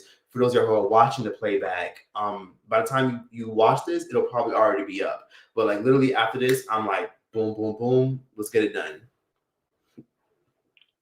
I just gotta get my let me see. Privileged people are usually blind all the time, of course. Like there's privilege in everything. He's from a very wealthy part of Chicago at that. Yeah, he's from fucking Arlington Heights, Chicago. Like I forgot. Let me make sure. I think I'm pronouncing it wrong. Charles Kirk. I'm Googling this right now. So he's actually from Arlington Heights. Yep, I was right. Arlington Heights, Chicago. That's a luxury suburb of Chicago. Like the best schools in the best schools in Illinois. Like, come on, like, this guy is privileged as fuck. This guy had like so much shit handed to him. He grew up in a privileged environment. What the fuck he know about the black struggle? What the fuck Charles Kirk know about the black struggle and what's holding black people back? Oh, I read statistics. I read some shit on a piece of paper in a book. Like sometimes the statistics can be skewed. Sometimes statistics can be bullshit. Sometimes they can be exaggerated. And sometimes statistics can be based off of whatever source you're reading at the time. And sometimes people have confirmation bias when they read statistics, because sometimes when you read statistics, they can literally show you exactly what the fuck you're looking for, depending on what you ask it online. So yeah, until he actually interviews and talks to multiple black people and actually go, well, he can't now because I mean the nigga dead. He dead. Rest in peace to him, but he can't now. But yeah, that whole comment he made about like what black people need to do, bitch, mind your suburban business. No, you don't know what the fuck you're talking about. You got Candace Owens as your best friend, and you also have people like Carlton from Fresh Prince of Bel-Air. You have those type of black people in your corner in your life, and they don't speak for all black people because those kind of black people did not grow up in certain parts of the world or in certain communities to fully understand. Trish, you're always on the wrong side of history. How? Black fathers are more likely to be more loving than white fathers. The ones that are present, maybe. I didn't see what he said about black pilots, but y'all keep mentioning that, so I will actually do my due diligence and do more research on that. He said he'd force his 10-year-old to carry a rapist baby. Yeah, a lot of pro-life people say weird shit like that when they're asked about their stance on abortion. Yeah, I'm pro, you better kill that shit, bitch. Like, I know it sounds kind of fucked up. I gotta watch what I say, because sometimes my life should be getting restricted, but I'm pro kill that thing, bitch. If you don't want to carry it, then don't fucking carry that shit. It just is what it is. It's Let's see. I still jam to Ignition by R. Kelly. Doesn't mean I don't hate Teddos. Who cares if he played 2 Kanye songs? So I'm still gonna turn my keys in Ignition, hopping fresh out the kitchen, mama rolling that body, got everything that we missed, sipping on coke. Let me stop before someone screen record this shit and like come for me on TikTok, because y'all know how the world is nowadays. I want to end up like Charlie Kirk, sipping on coke and rum. I'm like, so what? I'm drunk. Stop. Stop. Yeah, fuck R. Kelly. He said racist things behind closed doors. He was different. Who you talking about? Hulk Hogan? He went to school with Michael Jordan's kids. Yeah, like he literally grew up in fucking Arlington. Arlington Heights is the best suburb of Chicago. Like, come on, this guy had like opportunities at his fingertips. Like, this guy doesn't know much about the fucking black experience, and like, oh well, it's the family dynamic, and he's just repeating some shit he saw online. He's repeating some shit that he heard black conservatives like Officer Tatum and Candace Owens fucking say out loud. Like, he heard them co-sign it. So he's like, okay, yeah, that's true. They married black people to the government, and that's why the fathers ain't in the homes. No, bitch, the fathers ain't in the fucking homes in black households, because some of y'all moms and my mama, a lot of our mothers were pick Mishas and Barbara the Builders, thought they could build a man up to love them or have a baby with a man to care about them, or they thought a man was going to eventually like shift and change his ways and build up to his potential after having a kid, and then the man didn't fucking stay. Not all y'all grow up without your fathers being around, but just sometimes shit just fucking happens. That's not even being married. I think my mom got fucking food stamps like once when I was a kid. Like, other than that, my mom made fucking like too much money, making minimum wage, and could barely get fucking food stamps when I was a child. Like come on now, like married to the government, bitch. Like, let's be real. Like, my mom was also an immigrant. Like, she didn't get fucking benefits right away. She was an immigrant, came from a whole other fucking country, and she didn't have her papers like full permanent residency right away to just get fucking governmental assist. Like, come on now, like, married to the government. That's why the father isn't around. Like, the government took the father out of the home. Bitch, my father left because he was a bitch. That's why he left, bitch. Oh, like, I even fucking repeat that shit. My father left because he was a bitch. That's what it was. Like, I hate when people keep repeating that same statistic over and over again. Keep repeating the same shit as if it applies to all of us, people who are Black in America that grow with a fucking single mom. Bitch, my mother barely got fucking governmental assistance. I wish would have used that shit to buy me the new fucking Jordans when I was a kid. Sorry, let me see. The people that are cheering for his death are in for a far rude awakening. I completely agree. Like, cheering on somebody's death is just weird. I'm sorry. Someone said his wife is the same. Yeah, don't cheer on people's death, y'all. Like, don't. Just be like, whatever. I don't care. Like, just literally be like, just be like, whatever. Like, because again, like, sometimes death is interesting. Like, it can sneak up on anyone, and it's inevitable. You really never know when it's your time to go, and it can happen to anyone that you care about. So, wishing death on somebody, don't do that shit. Some of y'all on the internet are fucking crazy as hell and need like help badly.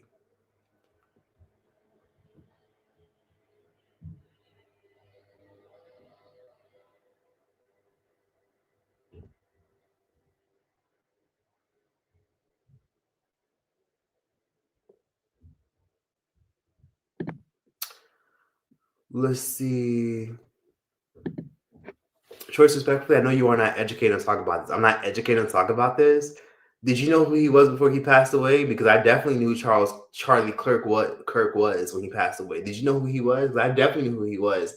I've definitely seen his content before, and I've actually sat down and watched many of his clips. I've seen many of his college interviews. I've seen some of his speeches. I remember seeing him kicking it with Candace Owens and Officer Tatum and doing like little seminars. I've seen a lot of that stuff. I'm familiar with this guy's content. It's like I got on here like, oh yeah, Charles Kirk. Like apparently he's this and that. I've seen his stuff, so I have an idea of who this person was before it was a trend to know who he was. His wife was a conservative too. She knew who she was marrying. She probably had the same shitty ass views as him. Yeah, that's true. Like if we're being honest, like most people usually mirror the same values and beliefs as their partner, typically.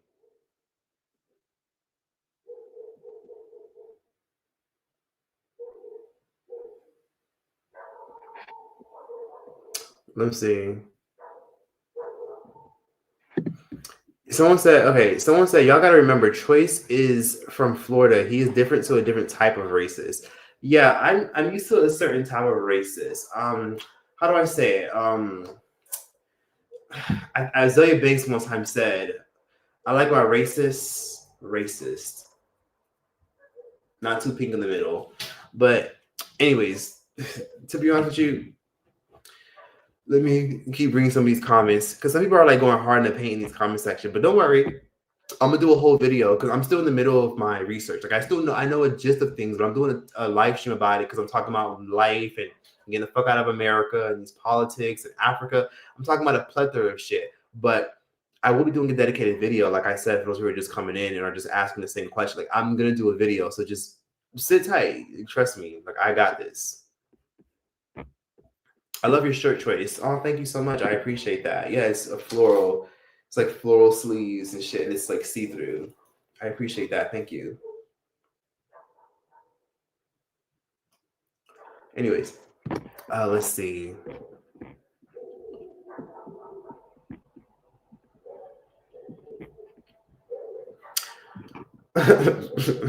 Heavy on it's hot outside. Yeah, it's hot outside. Who the fuck cares?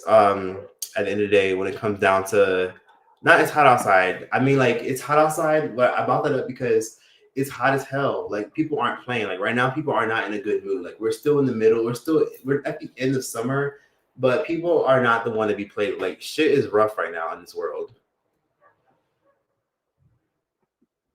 Yeah, I'm educated on it. I'm educated about who he is. Like I've watched full videos. Like a lot of y'all who are like highlighting some of the shit he said. You're like, can you believe he said that though? Some of y'all have only seen TikToks and clips of other people giving commentary on him, or like giving their commentary. Like, you've watched other commentators give their opinions, and they've only just like literally read headlines. Like for example, like y'all know those headlines that would be like Charlie Kirk literally says that he would force his 10-year-old daughter to have a baby. Like they'll literally create headlines and then they'll literally insert a video, and then people will go based off of that headline and then just skim through the actual video without actually watching the full video for context. because of these fucking stupid ass TikTok commentators that don't ever fucking insert clips. They love breaking shit down, but don't want to insert clips. TikTok commentators piss me the fuck off. I don't like some of them. They're just so fucking. Ooh, sorry about that.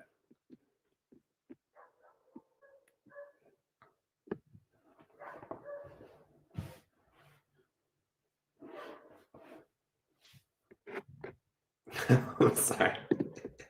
I'm sorry. I'm sorry. Eka G, you're funny. Eka G said, just like Troy thought Brittany Renner changed her religion for spiritual reasons, he thinks Charlie wasn't racist. LOL, not enough information. Brittany Renner, I learned more and more as people were going in on me. Like, I read Brittany Renner's book. I'm familiar with Brittany Renner.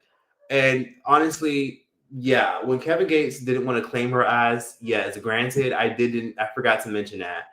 She did kind of act kind of weird and standoffish about, assimilating to being Islam. That's another topic for another day. The Kevin Gates stuff. I didn't go too deep into that. I should have, because I didn't realize how people were going to feel the way about me not talking too much about Kevin Gates, which I should have. I mostly just kept it service level about Brittany Renner and her child and her child's father.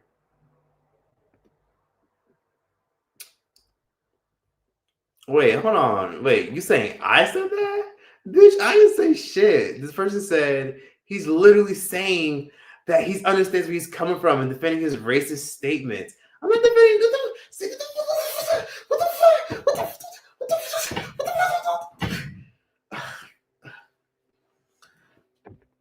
Anyways, let me see. Man, fuck y'all. I gotta want to hear what the man has to say. Let's see. So somebody said supremacy don't have no meanings. Let me see. That family wasn't peaches and cream like everyone thinks. She'll be okay. Really? What do you mean by that? Like, some stuff about the family? Like, was there more information about his family coming out? Like, was his wife on some weird shit, or was he on some weird shit with his wife? I wouldn't be surprised. What are you talking about? Okay, so let's see. Somebody says, nice shirt choice. Thank you. No one deserves to die for their opinion. Not at all.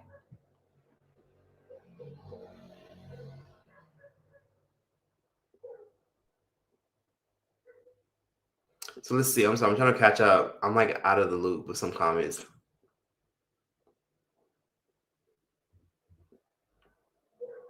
Oh, Lord. Somebody said, man, fuck Charles Kirk. Yikes. Okay. Like I said, video coming soon. We're not going to speak on that too much. This conversation doesn't pass the vibe test. Okay, maybe we could segue to like a different subject. So I'm in Africa right now because I want some good sun in my face. And then also after I leave Africa, I'm gonna go over to Portugal and just chill and just eat some affordable ass pastries and drink some good wine. And then I'll go right back to the States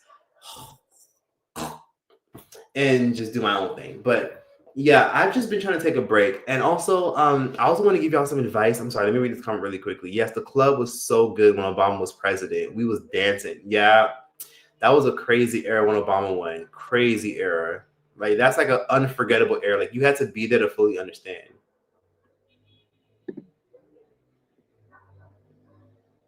Let me see.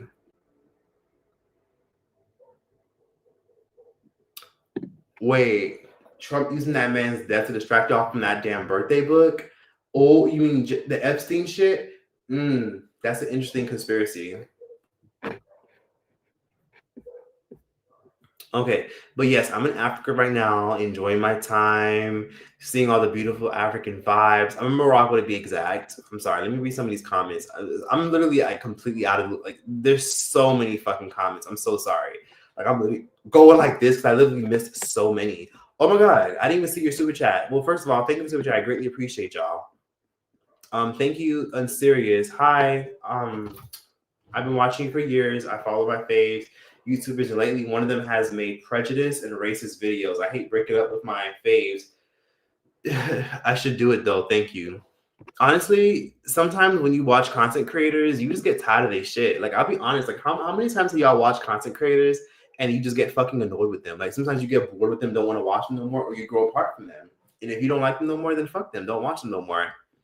It is what it is. A lot of content creators I used to watch but don't care for no more.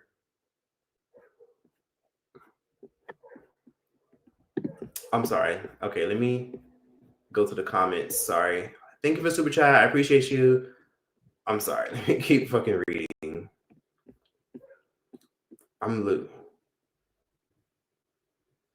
Holy shit. I'm literally so behind on comments. I'm like so behind. Oh my god. Thank you for super chats. Thank you. Okay. Miss Amina said, remember when a pro-life journalist that got punched in New York City for being condescending? We're seeing the same thing with Charlie's situation now. People are not playing with these MAGA people anymore. Nope. Very good point. People are not playing with these MAGA people. If you talk crazy as fuck and you get crazy as fuck with people, they will pop you or they'll do what they did to Charlie Kirk. Listen, like I said, it's hot as fuck outside. People are not playing in this day and age. People are not playing in these times. Things are expensive. People are getting laid off. Like you got people literally applying for 200 jobs and then never even getting a call back for an interview or getting ghosted. Like tariffs got everything fucked up. You can't even go to the store to get a decent bottle of water anymore without it costing like at least $6 for something so simple. You can't even go to the store no more and buy like a decent box of pasta. Like I feel like they've made pasta boxes way smaller and they're charging like $2 per box when before it was like 85 cents for a box. So it's like people are not playing in these times anymore. Like everything's expensive and unaffordable. People are overwhelmed with work, living paycheck to paycheck. People are hoping to escape their hometowns and move somewhere else for better work opportunities and more money and peace.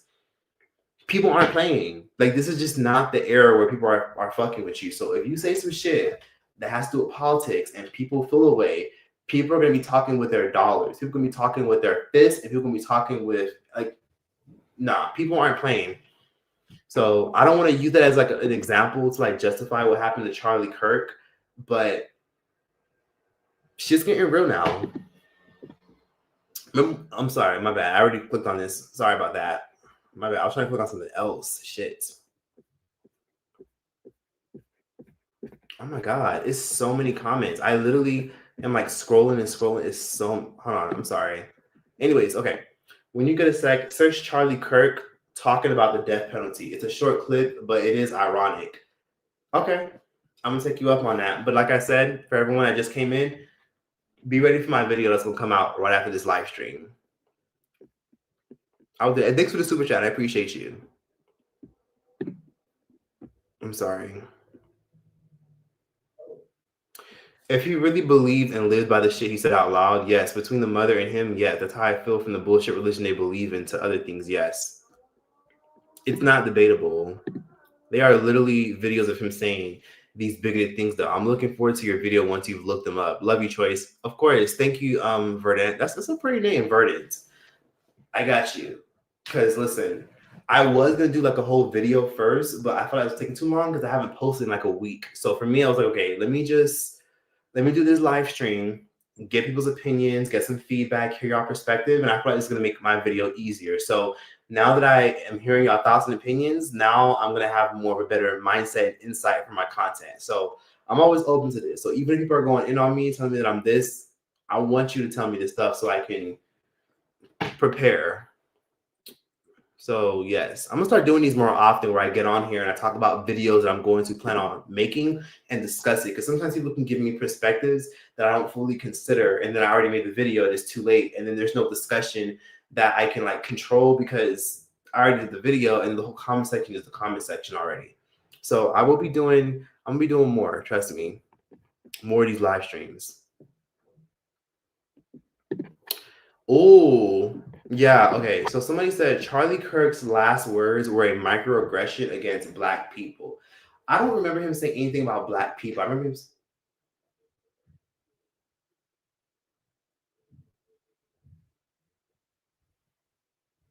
My fucking neighbors are loud as fuck. That's what it is. I keep hearing that fucking noise. Like I just hear them stomping. Anyways, okay. His last words, I don't think they were a microaggression towards Black people. So basically, before he got, offed, someone had said to him, how do you feel about all these mass shootings that are happening constantly? And he literally said, from what? From a person or from all these gangs? He didn't say Black gangs. He just said gangs. And then boom, they offed his ass right then and there. And then that's the headline that a lot of people are running with, that he said a microaggression towards Black people and then got offed, like literally within minutes, seconds of him saying that. But he said gangs. Gangs don't just mean Black people. Like gangs don't have nothing to do with just Black people. Like gangs and hood shit isn't always just Black people. Contrary to popular belief.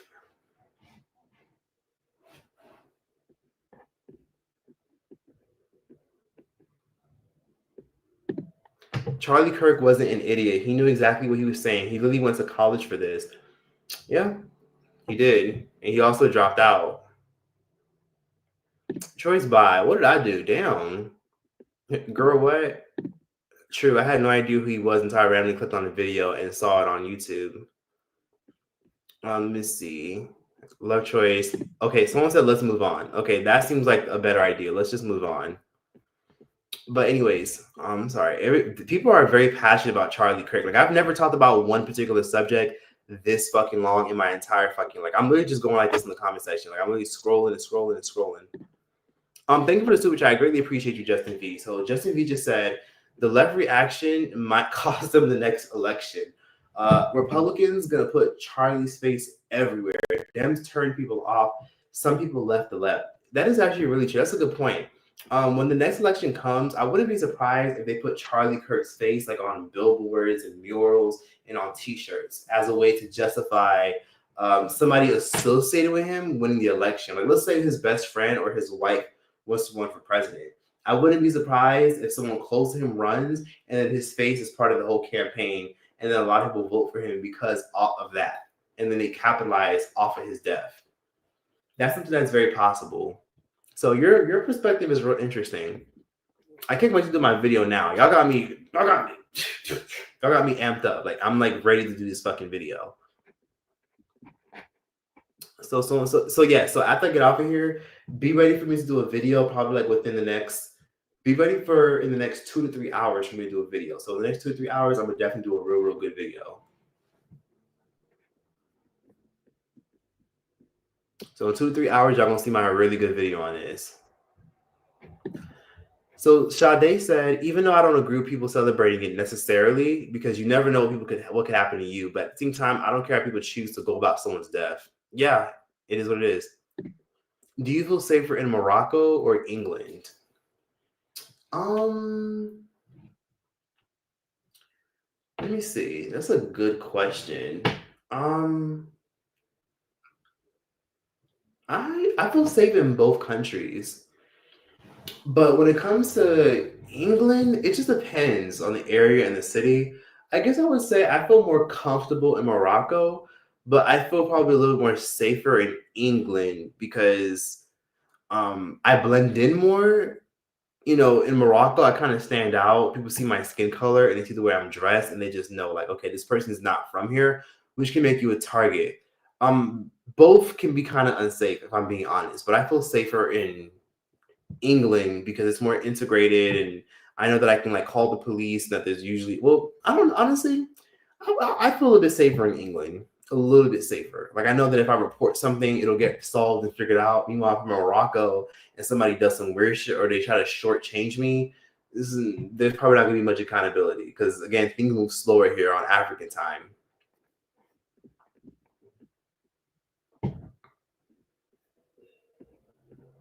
The left aren't Democrats. They aren't. Being leftist and democratic aren't always the same thing. But they do kind of align and lean more towards left. His last Twitter post said, telling how so many pastors were mad that George Floyd overdosed, but don't come to a white woman who's brutally murdered by a 14-count ex-offender. Yikes. He mentioned George Floyd in his last tweet. I never saw that. That's interesting. That is very interesting. That is quite interesting. I didn't see that shit. He talked about the fact. So basically, you're talking about the Ukrainian one, right? Y'all heard about that Ukrainian white woman that got killed by that black man? Like, he was casually just like robbing her, and he like just completely killed her. Yeah, you're talking about that. And then Trump called the black man an animal, which, I mean, again, like, that's some animalistic ass behavior to just rob somebody and kill somebody. That's fucking crazy. So yeah, that's some animalistic ass shit. But I'm gonna go look at his tweets. Thank you for giving me some info on that. So yes, I'm gonna be looking at his Twitter. So this is a good comment. I feel like we're all having a good discussion. There's a lot of comments because again, like some of y'all are commenting, but like I'm like kind of off track because every time I like read a comment, it's like 100 more. But thank you for filling me in and enlightening me on this kind of stuff because this kind of stuff is helping me a lot.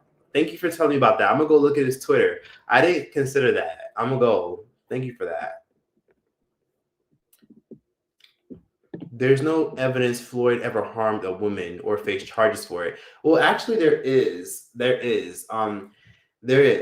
He did go to jail for that. This was back in 2012. In 2012, he and his homeboys ransacked and robbed a pregnant woman's apartment. And this is actually like documented. He went to jail for this and everything. Robbed a pregnant woman at gunpoint, and they ransacked and stole her shit. And I think they were pretending to be like movers or like people who worked for like a utility company or something. They got her to open the door. They ran to their apartment. George Floyd put a gun to her body while she was pregnant, and they ransacked and stole her shit. And yes, that was a confirmed case. That did happen. I'll never forget because when George Floyd passed away, the first person to call out George Floyd for not being a martyr was Candace Owens. And for some reason, Candace Owens helped me to leak and put this out there. Still didn't deserve what the fuck happened to him. But yeah, that did happen. That there definitely was evidence about that. If you want to know more research, I suggest researching that and then definitely asking ChatGPT. But I do specifically remember that happening. And I remember there being court documents and everything.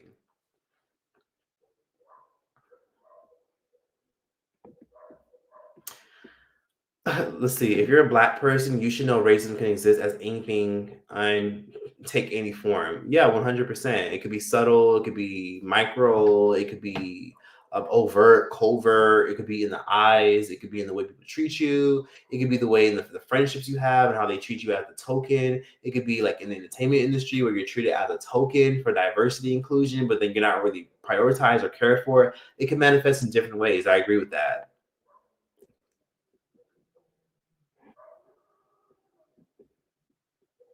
Looking forward to your upcoming video. I am too. It's a cute top. Okay. Thank you, Jessa. I appreciate that. Jessa, I appreciate that. Someone said the real problem is people policing how you should feel about a death. Policing racism, understandable, but policing how someone should feel, crazy work. Yeah, because the thing is, Maya Angelou always says, like, she used to always say, like, people will never forget how you make them feel. If he made people feel uncomfortable with his words and his beliefs on social politics and beliefs and government and immigration, can I really get mad at people for saying, oh, well, I don't give a fuck? Like, can I get mad at them? I mean, I didn't like a lot of us didn't give a fuck when Hulk Hogan passed away because of that resurfaced audio clip of him calling his daughter's her daughter's Black boyfriend at the time an Igor. And I didn't really give a fuck when I heard Hulk Hogan wasn't with us no more. I was like, whatever. And I mean, that sucks, but hey, what is what it is. Oh, thank you. Something I would definitely wear. I'm happy y'all like my shirt. I'm happy y'all like my shirt. It's like a cool little pom-pom thing. It's cool. It's chill. It's see-through and it gives you a nice breeze. Let's see. Let me see. It's on his TikTok page. Yes, this is true. I'm sorry. Give me a second. Thank you for everyone that came in. If you guys are still watching this, I want to say thank you for still riding with me and showing love. Thank you for the person that literally cash out me $1. I appreciate that. Yeah, I appreciate the person that sent me. Oh my God, somebody sent me 1111. That is so sweet. That's literally my favorite fucking angel number. Shout out to everyone that sent me a cash app 1111. That's appreciated. But again, if you want to send me $1 or $1.50, this is my cash app. If not, I completely understand. It's all love. What also helps me is just showing giving me a like on this live stream and show me that you appreciate this because I want to do more of these. Like I still want to do more live streams. That was my goal. Like I told myself when 2025 came, I would do more live streams and 2025 is here and I'm doing as many live streams as I possibly can because sometimes I'm in a predicament where I can't just sit down and film right away because, editing and this and that, because I'm traveling, going here or there, but I definitely will be going harder more with like these live streams for sure. You better believe that shit.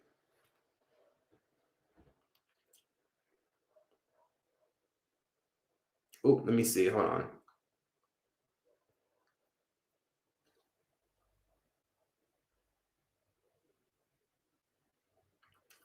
Let me see. Hold on. I'm sorry. I'm trying to like read this really quickly. Okay, I'm ready. My bad. I just had to like review something.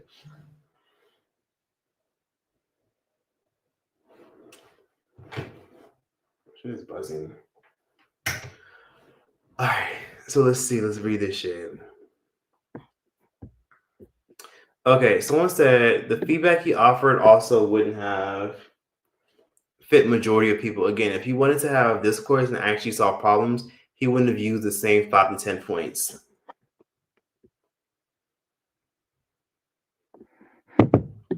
Okay, so hey, Desi said you're saying you're educated enough. I didn't say that I was like fully educated. The thing is, I know enough. Like I'm familiar with who that guy is, and I'm familiar with the kid. I'm familiar with the man. I'm familiar with who shot him. It was Tyler Robinson. I'm familiar with the fact that he was a right-wing commentator who was in cahoots with Officer Tatum, Trump, Candace Owens. I remember a lot of that stuff. It's just I've seen some of these clips. I've seen some of his videos. I've seen these college campus rants. I've seen him go back and forth. I've seen the rage base. I've seen a lot of this stuff. And again, the thing is, I was gonna make a video, but I'm doing a live stream because people wanted me to talk about it. So I'm doing a video because again, like a lot of y'all are filling in the gaps for me for certain. Like I know certain things, I'm aware, but I have to do a dedicated video because I'm doing a dedicated breakdown. Okay, I'm not a lot of y'all favorite YouTubers that just do like a live stream and then that's it, and then it's a bunch of like other topics. Like I want to do an actual dedicated video where we go deep into shit. So I'm gonna go deep into stuff. I just need to go live because I haven't posted in a while, and trust me, you'll see, you'll understand. And come back, go to my future video when you see it, and let me know what you think. So, and I know now you have your opinions where you're just like, I don't know if you're just wait for the video to come out, and you'll see. Okay, someone said Troy, it's in a Jubilee video. Okay, I'll watch his Jubilee appearance. I think I remember him being on there. I'm not making excuses for anything that he says. I'm just saying that there are some things that he said where I'm like, okay, that makes sense. And there's other things that he said where I'm like, okay, yeah, you got me fucked up. When he tried to sit up here and say that white privilege doesn't exist and we all got the same exact opportunities. Yeah, the guy is definitely wrapped in this whole privilege bubble of suburbia. I've held him accountable. I've called him out on stuff. I don't understand why a few token people are in here telling me, well, I'm not making excuses. I don't give a fuck about the fact that he wouldn't give a fuck about my black ass if something happened to me. Like that's it. I feel bad for his child and his wife who don't have him no more.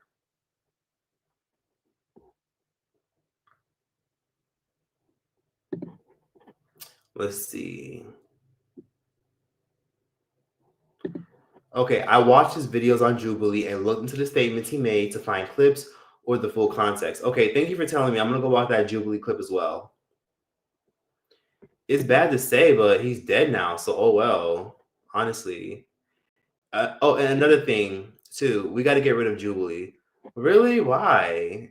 Yo, why don't y'all like Jubilee? Jubilee has gotten too political for me. Sometimes I can't get into it. Like I like the better when Jubilee was about empathy and like who you think is the biggest Taylor Swift hater, like that kind of stuff, or like what do all ex-convicts think the same? Like that was the stuff that I liked, like people that were out of the people who were like regular everyday people that you can connect with and try to understand. Now Jubilee is way too political. It's like, can we stop with the fucking politics? Why the fuck are they interviewing Antifa members on Jubilee? I don't want to fucking see that shit. I don't want to see a fucking all black crew that want to show their fucking face doing crazy shit. Hey Zinzi, I appreciate you for coming to the live. You're live. I just got off of work. Now I'm super happy. I already had a good day, but oh my fucking god, I'm super happy now. Hi Troyes. Hey Zinzi, thank you for everything. Thank you for showing love. I appreciate you.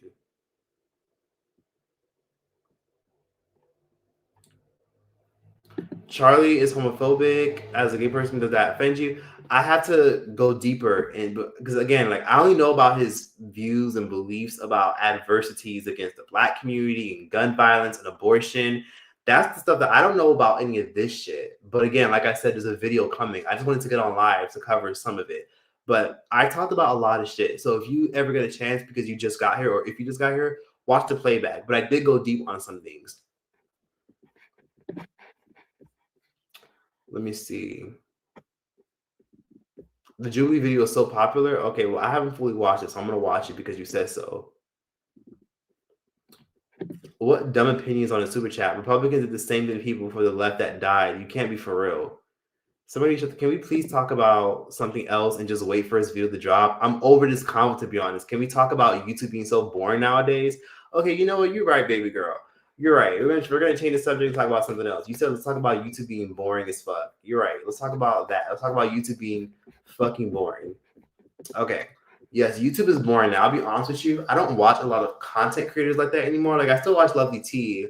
I still watch this person, that person, people that I know personally. But a lot of my favorite content creators don't post anymore. Like they just don't post. Storytime used to be really lit on YouTube. Now they're not.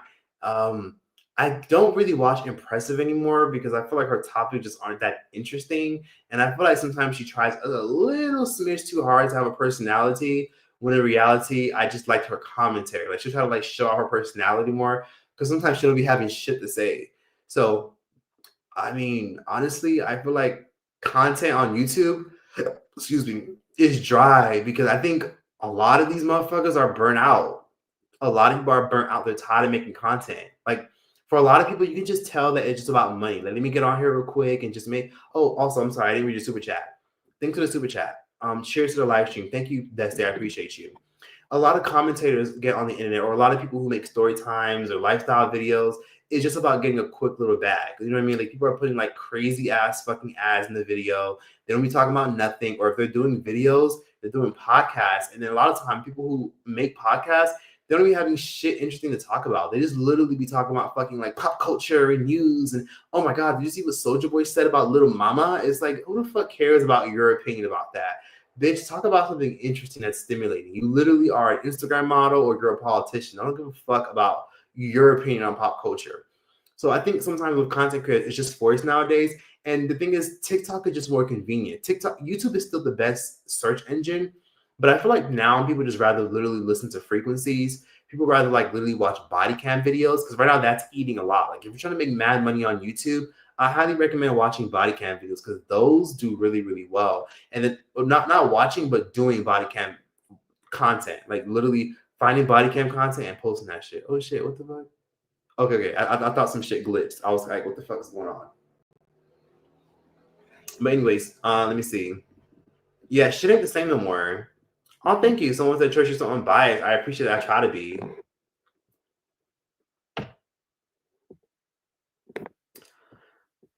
Hey, Yana, what's up? I'll always come back, Trace. Hey, Desi, I appreciate that. Thank you. Someone said, boo, shut the fuck up. Nobody cares about that lazy Mexican bitch. Nicki is the queen of rap. Yikes. Cardi B is Dominican in Trini.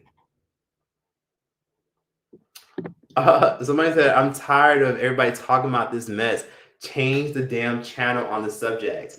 Yeah, honestly, I'm tired of this shit too, but everybody wants to hear about it. Like, I think everybody's just so invested in it because, again, a lot of his viral clips of him saying crazy shit about like white privilege and the shit he's saying about abortion and the shit he's saying about LGBT shit being forced on kids. Like, a lot of those clips are going viral. And then again, it's the fact that this is a YouTube commentator who legit got assassinated. Like literally just last week, he was doing interviews on like fucking podcasts talking about like the state of like the world and Israel and shit. And then now he just gets offed by some random fucking school shooter, all while he was literally bragging about the fact that we have the Second Amendment. And if people had to literally go downhill for the Second Amendment to be around, at least we still have it.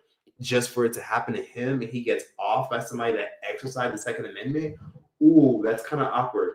So yeah, people are very passionate about this subject, but I don't know. Like a lot of people are sick of this shit, and honestly, I'm low-key sick of this shit too. I want to change the subject. So, what y'all doing? Have y'all ever been to Africa at all? Do y'all have passports? Can we talk about that?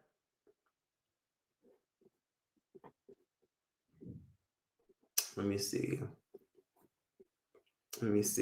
Involving yourself in something that didn't do it, y'all. Let me see. Let me see. Hold on. Oh my God. It's so many. But I literally am still scrolling. I haven't even made it to the fucking bottom. It's so many comments. I'm still like scrolling. I haven't even made to the bottom. Oh my god! Like there's a lot of discourse. Like people are really passionate about this fucking white man that is obsessed with the fact that white privilege doesn't exist to him, and the fact that he's literally Trump's fucking like protege, and he's being portrayed as Trump's right hand man, but he's really just a YouTube political commentator. Little mama, yeah. Interesting. Troy, did you see what message his wife said? She sounded like she was about to take up this case and start a civil war. Take up the cause and start a civil war? Yeah, I'm not gonna lie. Some of her words were intense. She said that she said her husband literally getting off Charlie Kirk. His wife literally said that she's literally gonna release a battle cry. And I'm like, a battle cry? That is really interesting. I wonder what the fuck she means by that. I wouldn't be surprised if she runs for president and then she ends up like winning or some shit. Like again, like what does she mean a battle cry? Battle cry is interesting. Or I wouldn't be surprised if she was gonna like run for like some type of like government position or some shit. The dating podcasts are the worst. Oh my god, with the same 3 conversation topics, and somehow everyone hates dating Black women. Yeah, somehow, some way. Oh, thank you. No, seriously, I be popping it, but I always tune into your videos, Choice, no matter what. You're entertaining. Been watching since I was in middle school. I appreciate you for sticking around for so long. I appreciate everyone that tells me they've been watching me since middle school, high school, college, before they had their first kid. Some people tell me that they watch me with their kids. I really appreciate it. That's very nice. I appreciate that. I appreciate that my channel grows with people because when I make videos, I've been wanting to make timeless content that resonates with people. Like I don't like making the same old boring shit. Like, oh my god, Kelvin Hunter, Wendy Williams, Michael B. Jordan, this, that, and third. Oh my god, did you see what happened with this DL rapper TikTok? Like that stuff is lame long term. Like I'll make that kind of stuff if it moves me, but I want to make content that resonates and makes people like think for a long time and be like, oh wow, like I remember him making a video about that 2-3 years ago. And first of all, thank you for the thank you for the Cash App. Y'all are too kind. I appreciate y'all heavily, greatly, fully. I'm grateful. Thank you for the super chat. I mean, not super chat, the Cash App. If you want to send me $1 or 25 cents or whatever, you can Cash at me. But again, thank you. Like, I appreciate anyone that sends anything, or even if you don't say anything, just a simple like works perfectly for me. So let's see. Let me see. Oh, yeah, I'm familiar with Pink Book Lessons. Yeah, she makes good content. Yeah, YouTube has a bot problem. I will say that. YouTube has a bot. That's why we get Bay and Sabu in the comments.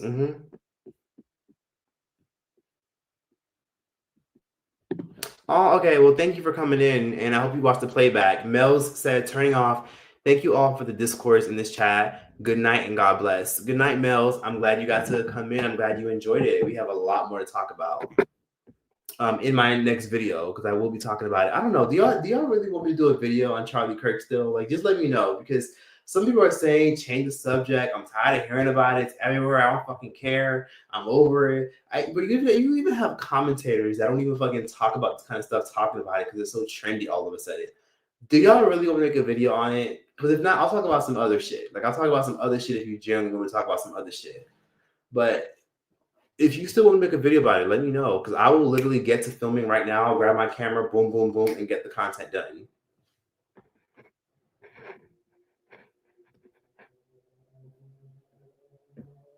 I love Nikki. I'm crying. That's racist. Da. Since when was she Trini? Yeah, Cardi B is literally Trini. How did a lot of y'all not know that? She's Dominican and Trini. Her mom is from Trinidad, and her dad is Dominican. So she speaks Spanish, and then her mom is like completely Caribbean and speaks English, and she speaks Spanish. I'm surprised people always forget that Cardi B's Trini. Yeah, watch the playback. Like, we talked about a lot of stuff. For those who are just coming in, there's a bunch. There was a lot of people in here. There was like 1,300 people in here at some point, and I'm so happy that I still have over 1,000 people that are in this bitch. Like, that is great. But I don't usually always get this many people in here, but I'm grateful that a lot of people came through and clicked on. And I'm happy that my service and my Wi-Fi is good, because there's times where, like, sometimes I'll be out of town and the Wi-Fi be all choppy and weird. But my Airbnb host told me straight up, like, the Wi-Fi is legit. So that's why I had to go live. Let me see. Thank you. I appreciate that. She's Mexican to me. Girl, bye. Stop. I have a passport, but I need to use it more. Y'all need to use your passports more. Please use it. Please travel. I was just telling y'all earlier, for those who didn't catch it, I paid $280 for a flight from Los Angeles all the way to Italy. And yet people will be like, "Oh, traveling's not expensive." Let me give y'all some tips. I forgot to even tell y'all this. If you want to travel, go on Google Flights. Like some of y'all are going on American and Delta trying to see what a one-way ticket is or a round trip ticket is. Don't go on those platforms. Literally go on Google Flights. Google Flights. This is literally a website. You can literally adjust your budget, and then you can even do this. You can literally type in the city you're in. So if you're like in Salt Lake City, Utah, you can put like you're in Salt Lake City, Utah, and then if it says where to, you can literally put anywhere. Put anywhere, and it'll show you all the fucking cities you can go to within your budget. So if you want a round trip ticket or a one-way ticket, that's like literally no more than $800. You could literally just type in on Google Flights where you are, where you're going, and then adjust the filters to like $800, no more than that. You could put rather it's for one person, two person. You could put rather you want to go somewhere that's in Asia, Southeast Asia. Like for me, what I did was just like I literally just put Africa. Like I put literally Italy and then Africa. And then eventually I saw flights to Morocco. So literally I booked a flight for $280 from LA to Italy, and then booked from Italy to Africa for $96. I booked two separate flights and saved myself money. Of course, I had to pay for the seat, which was like maybe $20 for each of those flights. And then my bag was a little bit overweight, so I did have to pay for it on both flights. But other than that, I was good. Like I literally spent just under fucking $500 to go to Italy and then to go to fucking Africa. Meanwhile, if you just went on Delta, United, Turkish Airlines, it would literally cost like fucking $1,500 for a round trip.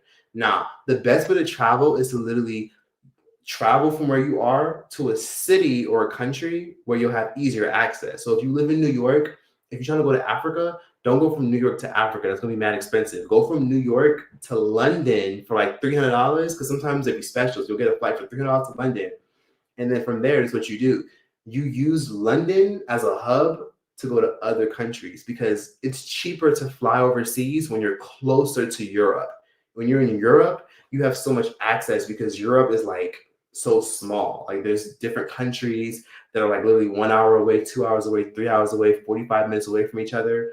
So you don't get a direct flight from where you are to there. Like fly to Italy real quick, fly to Portugal real quick, fly to Spain real quick, stay in a motel or Airbnb or a hotel for like one night, enjoy yourself for a whole 24 hours, and then use the big international airport you're at as a hub to go to other cities. So if you're trying to go all the way to like, for example, Thailand, go to, let's see, fly from wherever you are. Let's say you live in Connecticut. Go from Connecticut to, a good example could be from Connecticut to, I don't fucking know. Well, what's a good one? Connecticut to Belgium or Germany. And then you go from Belgium to Germany to Thailand. And then your ticket to Thailand would be like $400 instead of paying $2,000 to literally go there from like where you are in the States.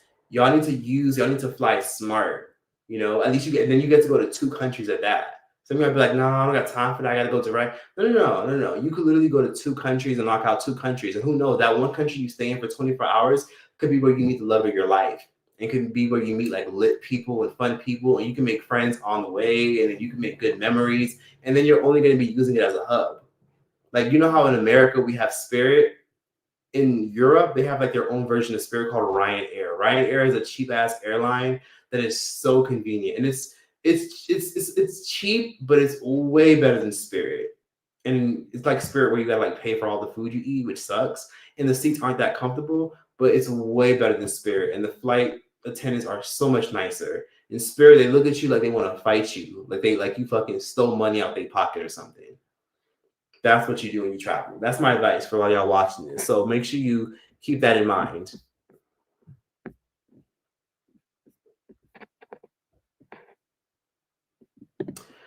You see how we can still disagree with someone but still have love for them, no beef, and still love their content? It's so easy. Exactly. It's just agreeing to disagree. It's just agreeing to disagree. Like, go off, give your opinion, go in, and then be like, well, I mean, I disagree, but that's my opinion, and that's it. Anyways, next subject. What we going to go eat later? What we doing later? Who wants something from the store?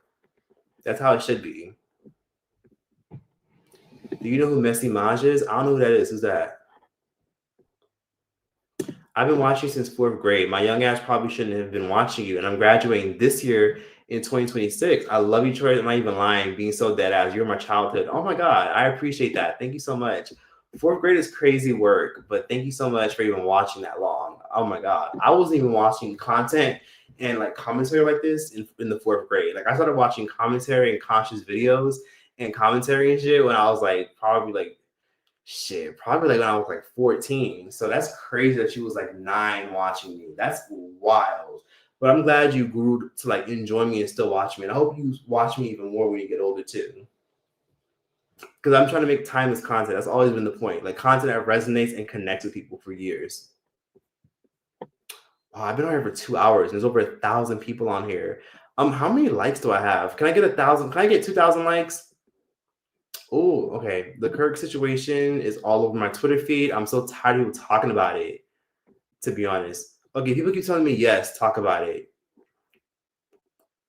Please come to London. I will. I've been to London plenty of times. I do want to hear your opinion. Why not? Talk about him. It's up to you, Choice. I'll support your video regardless. I will watch it. Okay. Choice, I actually like your content. It discusses things and questions, issues. It's critical thinking for me. I appreciate you for watching my content and enjoying it and using your critical thinking skills. And thank you for the super chat. I appreciate you. I'm happy that my video can like make people think. That's always been my goal. Like make people think. Like go deeper into shit instead of just doing surface level shit and then just be like, okay, yeah, but leave your comments in the section down in the comments section down below. And then I enter a long ass fucking IG live or like fucking 10 minutes, like how a lot of commentators do. And then they don't even be talking about shit. They talk for like 3 minutes and then it's a fucking 10-minute IG live. Like the bitch could be scratching her ass in the IG live, and then the commentator won't even edit it. They'll just literally insert it to like take up time and watch time. So fucking lazy sometimes. I finally caught one. You've never caught my live before? That's crazy. I finally caught one. I guess I'll listen at work tomorrow. Yeah, honestly, I'm glad you're here. You can watch it at work. I love your take, Choice, especially after you review some of his tweets and stuff, so you can give me a more informed take. He was the most influential right-wing influencer, hence why it's a global discourse. Okay. Honestly, I thought that was Alex Jones or Steven Crowder. I didn't really think that he was that influential. But then again, I'm not really on that side of social media.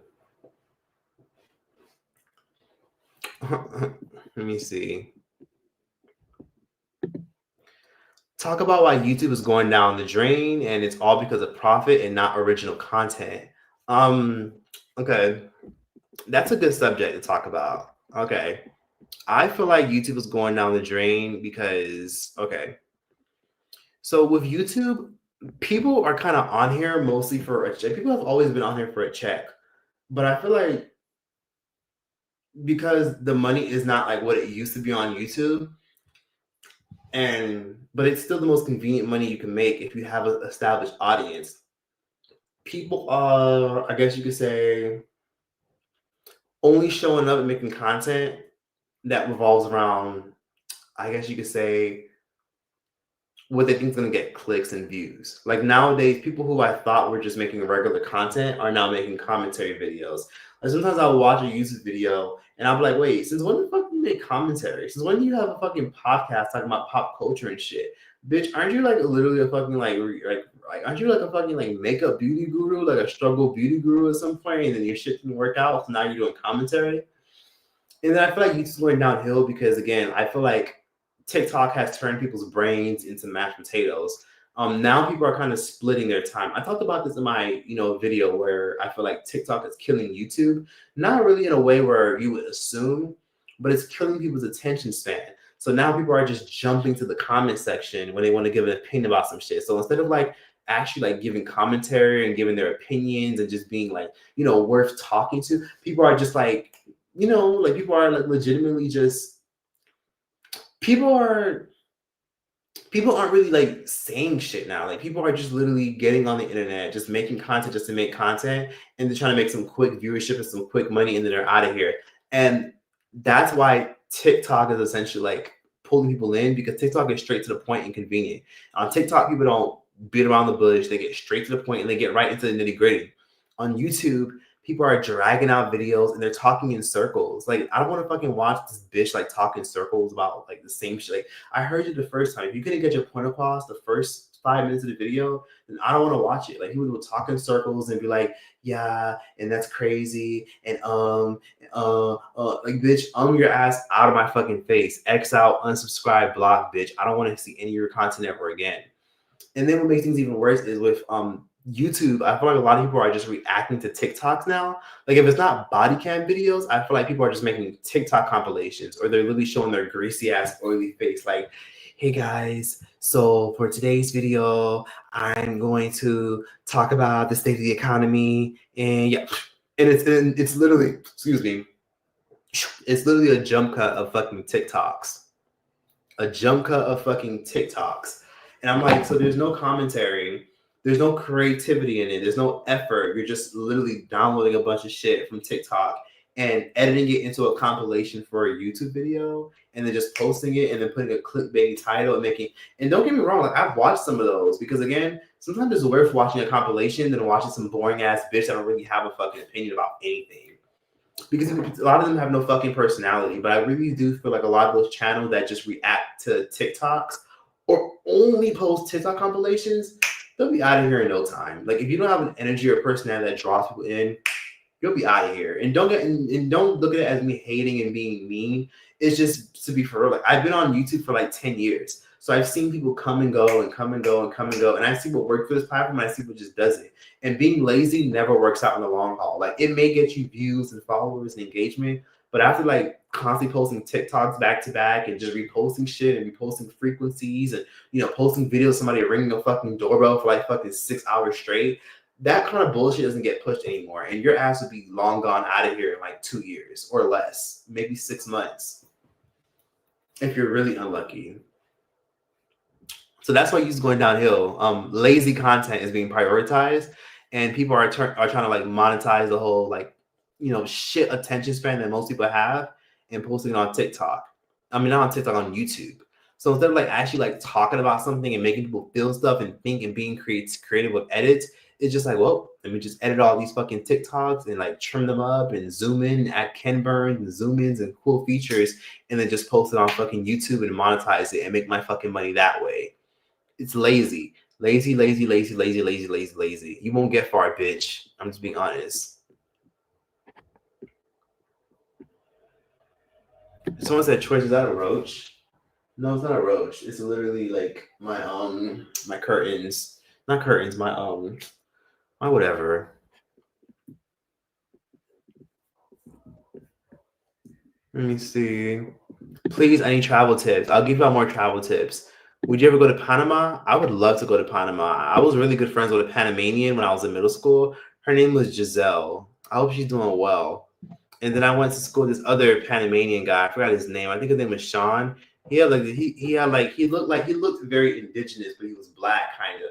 And he had like beautiful bronze skin. He had these big pearly white teeth and these thick eyebrows. And he was like on the football team, and he was mad cool and funny as fuck. I forgot his name. No, his name is Sean. I don't know how he's doing. I haven't seen him in years. Yes, please use Google Flights. Yes, use that. Yes, please do. What app? Google Flights. That's what I said. Mary Jane Byron said Africa is expensive. Africa is a continent. Okay, oh my God. People bring up this bitch every fucking time I'm on live. I'm still disappointed that people are still being scammed by her conniving ass. Like, I call her a bitch because she's still scheming and fucking stealing people's money and blocking them. And I'm so annoyed that people are still dumb enough falling for her shit. Yo, fuck Mary Jane. But anyways, let me just get back to the positivity. Africa is expensive depending on where you go. Not all African countries are cheap. I mean, most honestly, if you live in America or you live in like Europe or like anywhere like in London to be exact, like Spain, honestly, most of Africa won't be that expensive for you. I mean, I think the most expensive African country is probably going to be Angola. I think most African countries are just relatively affordable if you're from the West. Africa's only expensive because that girl we want to stay in fucking luxury hotels and 5-star hotels where there's a restaurant downstairs and a pool and a gym. She got high maintenance standards. I mean, all that scamming. I mean, it's like with her high standards and where she want to live and where she want to be accommodated at, it makes sense why she's doing all that fucking scamming. And scamming ain't enough, clearly, but she's still doing it. And she still thinks Africa is expensive. And whatever happened to that African tour she was doing that y'all were donating towards? Whatever happened to that? She didn't finish doing her African tour though. And yet people donated mad money so she could finish the African continent. And now she's out of Africa. How interesting, how ironic. Yeah, she's a manipulative, weird, crazy fucking psychopath. And one day she'll get what's coming to her if she isn't already getting it. If you want to go to Africa so badly, I would recommend trying something easy. An easy African country to do is South Africa. South Africa is easy. It has great infrastructure. It kind of looks like California a little bit, and it's so much fun. So try South Africa. That's for Trevor Noah, Tyler, and everybody speaks English. Everybody speaks English there. So try South Africa. And then another really good country in Africa to go to that you'll like. Senegal. Senegal is the safest country. That's where Akon and Issa Rae and them are from. Senegal is very safe. Very safe. You won't have a problem at all there.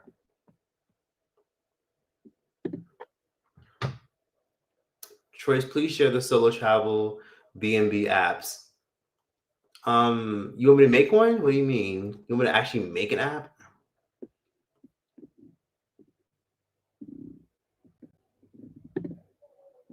You're so financially literate than most. Yeah, I always try to look for the best price. I'm not great. I could be better. Sometimes I make mistakes, but yes, I just always look for stuff that's going to be affordable. It's going to make me more, because I just look into stuff. Like people just jump into buying stuff because they think they have no choice. But there's really good ways to fly affordably. You just got to like really just make an effort. And then timing is everything. And then flights, their prices always change. So just always look for flights every single day. Sometimes the flight prices can adjust.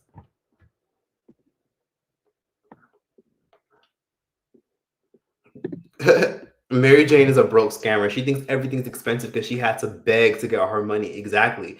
Mary Jane Byram, the scammer, and listen, y'all can go tell her I said this. Fuck her. She a scammer. She get back all that fucking money she stole. Mary Jane Byram literally begs and begs and begs. She thinks it's expensive because she has to go back and beg. So she's just like, oh my God, I gotta shake my ass for more change. I gotta shake my ass to get more fucking money. I gotta beg again. You know what I mean? Like she's like, whose dick I gotta suck to fucking get more money so I could travel? That's Mary Jane Byron. Yes, Google Flights is gonna be your best friend. I'm still not at the bottom of the comments. It's so many fucking comments. I've been watching since your first Mary Jane Byron video. I don't always agree with everything you say, but you are so entertaining, and I always have a nuanced view, which is refreshing. Oh, thank you. I appreciate that, Texas girl. Thank you. And you're from Texas? Which part of Texas? Because my favorite city in Texas is Houston. I love Houston for the food and the vibe and the culture and the fun. And that Southern hospitality is everything. But Houston is a little crazy right now. I'll be honest with you. Everybody and their fucking mom is moving there. So you're talking about app YouTube Premium. Good for you. For the ads, yeah, the ads are getting ridiculous. With the ads, honestly, y'all know how y'all be getting double ads when y'all watch YouTube videos. Some people see the double ads I have on my shit and they think I control that. I don't control that. Like if it was up to me, I wouldn't have double ads on fucking one ad. Like you know how when you're watching one ad, you're like, okay, I can skip it, but you can't skip it, so you gotta sit for the whole 30 seconds, and then there's another one, and then there's another one, and then they literally play 3 ads for you in the midst of 30 seconds, and you have to sit through it, which sucks. I don't put that there. Like if I could remove that, I would. Because in my head, I'm like, look, if there's only one ad there should be only one ad there at the end of the day. YouTube be doing the most of all these fucking ads. Yet YouTube doesn't pay as much as it once did, but it still does pay okay if you're consistent and you work hard enough and have a big enough audience. Finally caught a live. I'm happy you caught a live, Anika. I love your name. You're definitely Nigerian. Anika Ugochukwu. Anika Ugochukwu. You're definitely Nigerian. I can hear it for sure.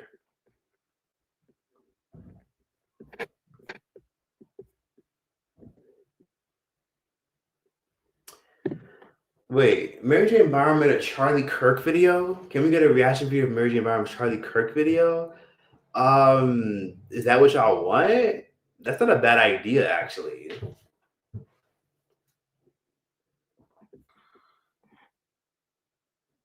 Yes, streaming is taking over. Like the Kai Cenats and the Twitch people, like that shit's blowing up. Like that shit's everywhere right now.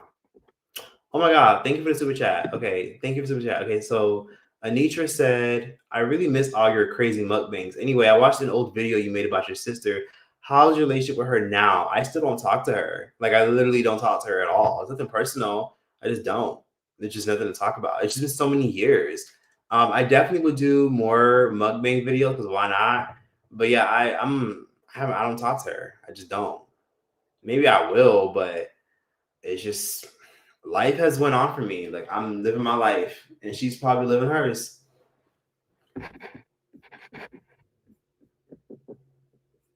You talk about how people who can't leave the United States need to be living off grid by land. That's my best advice for everybody. Okay, I'm gonna put y'all on game, right? I'm gonna tell y'all what I'm planning on doing because I actually agree with you guys. Agree with you said this. So I'm gonna okay. So you know how I told y'all to try to get dual citizenship. You know how I said if you go to Ghana and you can prove that you're of African ancestry, they'll give you citizenship and a bunch of other stuff. That's just a process. So I was doing some research and I found out that there's some countries that will literally give you citizenship if you buy real estate there. So Albania, I think, is one of them. But I actually plan on literally getting citizenship in Armenia. I found out Armenia, right? Armenia, which is where the Kardashians like roots are from in Eurasia.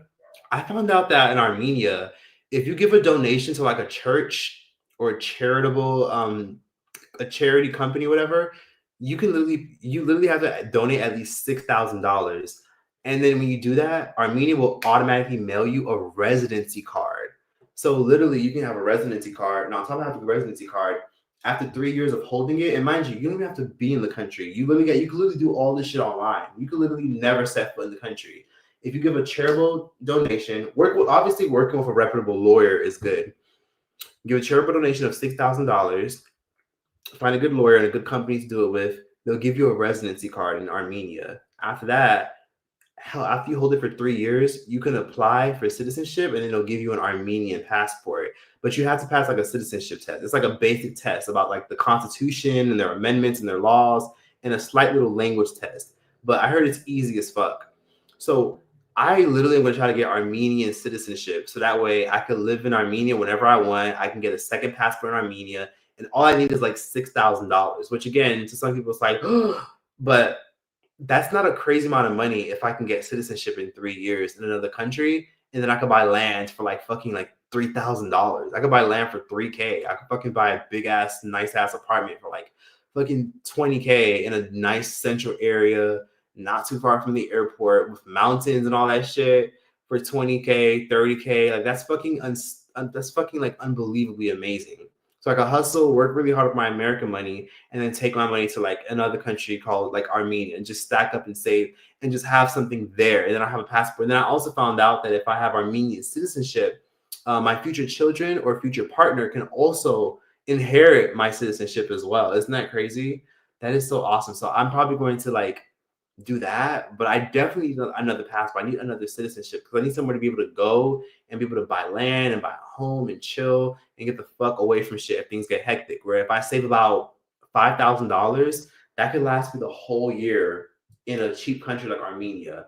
If I could just save 5K, I could be good for a whole year in Armenia. You know what I mean? Like I could be good with food, groceries. I could travel the world because I'm like on a different side of the world. I'm closer to Asia, so I can go to Thailand, Vietnam, China. I'm closer to like Africa. I'm closer to like Turkey. I'm close to all these other countries, and I could just like country hop and have fun and live my life just off of like 5K because Armenia is such a cheap ass country.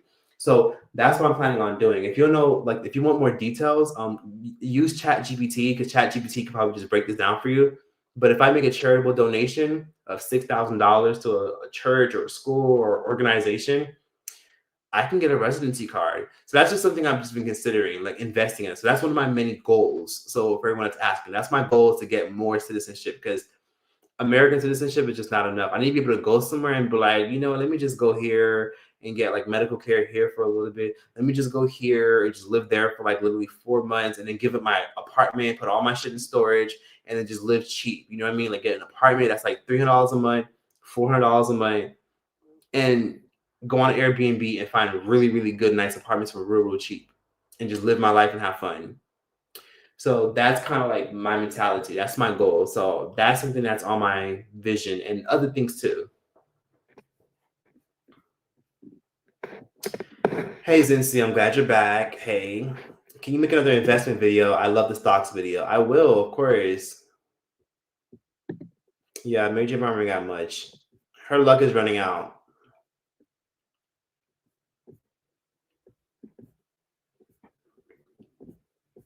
Oh my God. First of all, thank you for the super chat. I appreciate you, Niggles.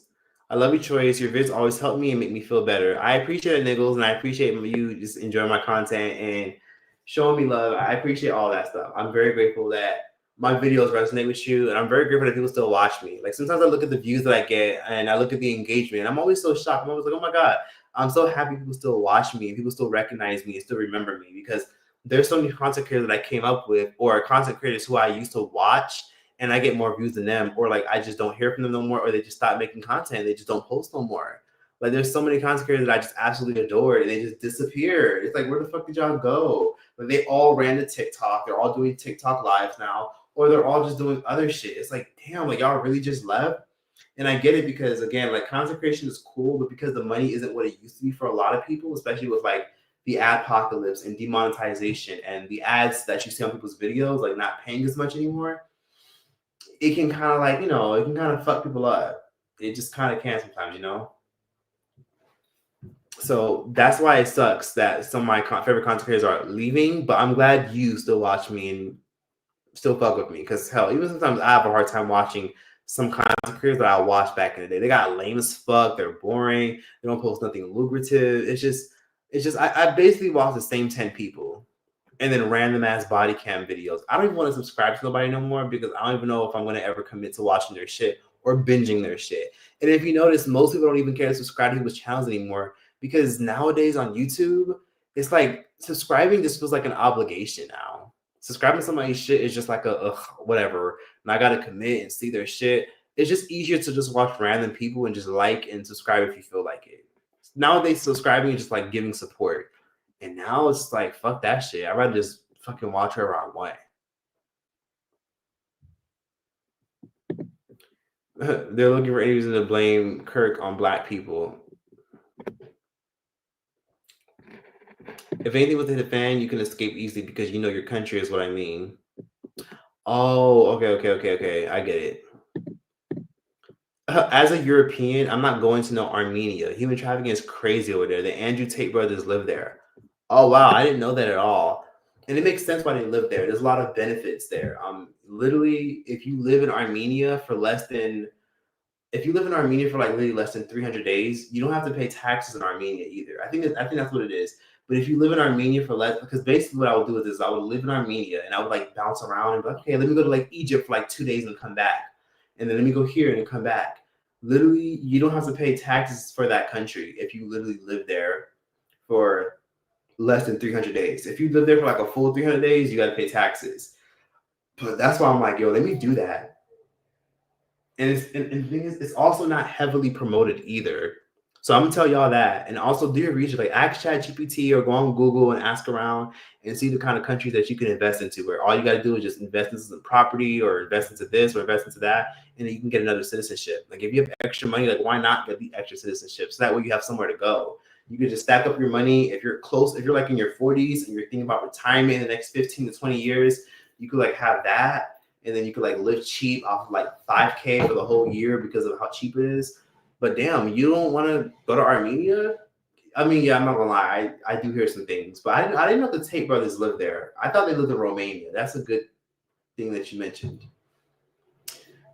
Let's see. Corazon choice. What's Corazon? Oh yeah. Now that people are leaving, purpose on the Bible. Yep. Smart move choice. Thank you. Yes. You can also be a resident of technically a Caucasian with citizenship in the home of the Caucasus Mountains. That's funny. You're funny. At this point, I'm about to go live on one of those deserted islands in a hut. You might as well. Charlie Kirk can't speak on what happened to Black people in America. Let's talk about the Reconstruction period. Oh, yikes. Can you see yourself living in Jamaica? I heard it's easy to live in Jamaica, to move there. I can see myself living in Jamaica, but Jamaica's getting kind of expensive. I'll be honest with you. Like, Jamaica's affordable for an American or for a Westerner. But when I went to Jamaica recently, I was like, oh, this is actually a little bit more expensive than I last saw. Like, Jamaica has gone up a lot. Like, Montego Bay and all them other places, like, it's gotten expensive. Like, Kingston's gotten a little more expensive. I don't know what the fuck going on. And then I kind of like look at it and I see the average Jamaican, y'all be making like $200 to $300 a week. I'm like, how the fuck does the average Jamaican make like $100 to $200 a week, $100 to $250 a week? How do y'all live off that shit? Like in Jamaica, like with prices going up, it's almost like y'all like literally just like getting by in Jamaica, unless you live with like family and friends or you have a partner and y'all split bills. If you want to live somewhere nice, to say the least, if you want to live somewhere basic and run down and not the best looking but okay, you can find something cheap. But Jamaica's not that cheap. Like, it's just not. I mean, it's nice in Jamaica because in Jamaica y'all could literally fucking eat fruit off the tree. Like when I was in Jamaica, I was surprised at all the fucking like mango trees and all that shit, and all the little cashew trees. I was like, oh wow, I can make a fruit salad for free. Like that's nice. But probably not. Jamaica wouldn't be worth it long term. And land in Jamaica is getting kind of expensive too.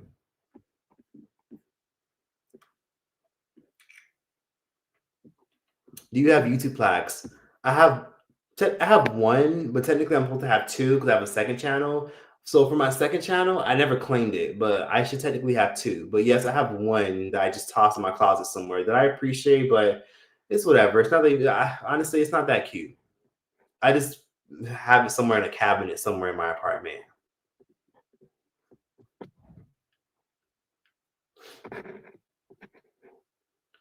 Choice, how are you still live? I done went to sleep, woke up, rewinded the video, cooked, but my put my whole bed together, and you are still here. That's dedication, baby. You inspire me. Oh, thank you. I'm happy that you literally went through fucking miles in the world and still fucking see me on live. I'm just chilling right now. I'm just enjoying myself. It's hot as hell. I can't wait to take off this fucking shirt. I just wore this shirt because I was like, fucking, why not? I never wore it. But yeah, honestly, I'm happy that I'm happy you're still watching the live. Happy you're still coming through. Happy you're still here. I'm just chilling because I haven't literally posted content in like a week. So I'm like, oh, like every time I don't post content, I get this annoying, weird, just empty feeling. I have to just post. And after this live stream, I'm gonna get some videos done and post some content. I'm not fucking playing. Oh, you're from Houston. You live in Austin. Houston is crazy overpopulated right now. Austin is more expensive, but a good midpoint from big city life and a mid-sized town life. Okay, I fuck with that. Yeah, first of all, I love that you're from Houston, Texas, girl. Listen, I love me some Houston. The food are good and the people are fine. But Houston is an amazing city, but the economy fucking sucks. Like, it really sucks that everybody and their fucking mom is moving there, and everybody that I know that like try to move there or go there, they're struggling to find a decent job that pays well. Like my homegirl, she recently found a decent job that paid well, which is good. But a lot of people are struggling to find jobs that pay good out there. Like a lot of jobs trying to give y'all $12, $11 an hour. I'm like, how the fuck am I supposed to live off of that? Like, oh my God. But yeah, Houston is lit. Houston's everything. Houston's good for networking, and Houston's a lit city, but hella people have moved there. It's insane. So many people live there. It's wild to me.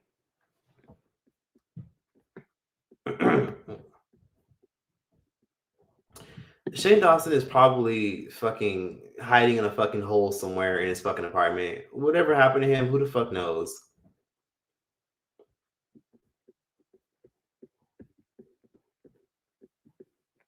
Let's see. Trace, you have a loyal fan base. Quality is better than quantity. There are channels with millions of subscribers, but you have a few thousand views, but have a few thousand views on their videos. That is so true. But there's content creators that don't really get shit or any views at all because people just don't fucking care. But people care enough to follow, but they don't care enough to invest and pay attention to them. And they have way more followers than me. So I appreciate when people still show me love and still watch me. Like it makes me want to like bawl in the tears because I still can't believe that people still watch me to this day. And I'm very grateful about that because I want to be around forever. I want to be around forever. I'm going to be around forever. But I'm grateful that people still watch me. I just have to, make sure I'm always posting content, show that I appreciate my audience, and just be engaged. You know what I mean? Like I don't want to be that person that's like, I don't want to do that. I don't feel like doing it. No, I want to make content and be part of the process and be consistent on social media. I want to be present because the reason why I'm able to do cool things like travel to random tiny ass Airbnbs and chill in hospitals and kick it in motels and solo travel and go here and go there, man, that shit is mostly because of this. So I'm grateful. So in my head, I'm like, look, I'm always gonna show love and be positive. That show me love because a lot of what I have is because of y'all. So yeah, I appreciate for you telling me this because I appreciate the fact that I still get seen and still get views because not a lot of people can say the same thing. Oh, and also thanks for the super chat, Niggles. Thank you for the second super chat. Also, I definitely love the video about Michael Jackson and Aaliyah. I was so shocked about how his own sister treated him. Sad. Yeah, that's so crazy. Most people always forget that. Like a lot of people who are into pop culture, they never remember what LaToya Jackson did to him. But speaking about my Michael Jackson and Aaliyah video, my Aaliyah video didn't do as well as I would have liked it to, which makes me kind of sad. But it's okay because it still resonated with people, which I appreciate, even though it got some backlash because of the title. But yeah. And if y'all can y'all tell me what recent videos that I post that y'all actually really liked? Like what videos did I post recently this month or this past month and a half that really fucked with, that you really fucked with, that you really enjoyed? Let me know which video so I know what to continue making and what to avoid.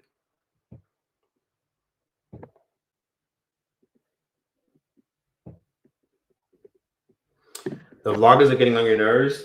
They buy unnecessary stuff, eat while complaining and doing the same stuff on trips.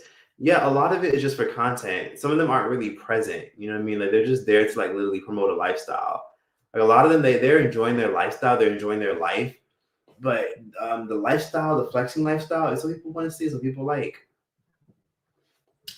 Let me see. I only got the WT, Choice, and it's Keisha. Shout out to It's Keisha. Shout out to Lovely T.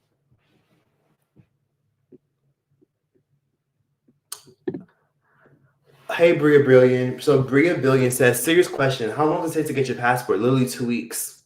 You pay like $170, $175, and in 2 weeks you get your passport.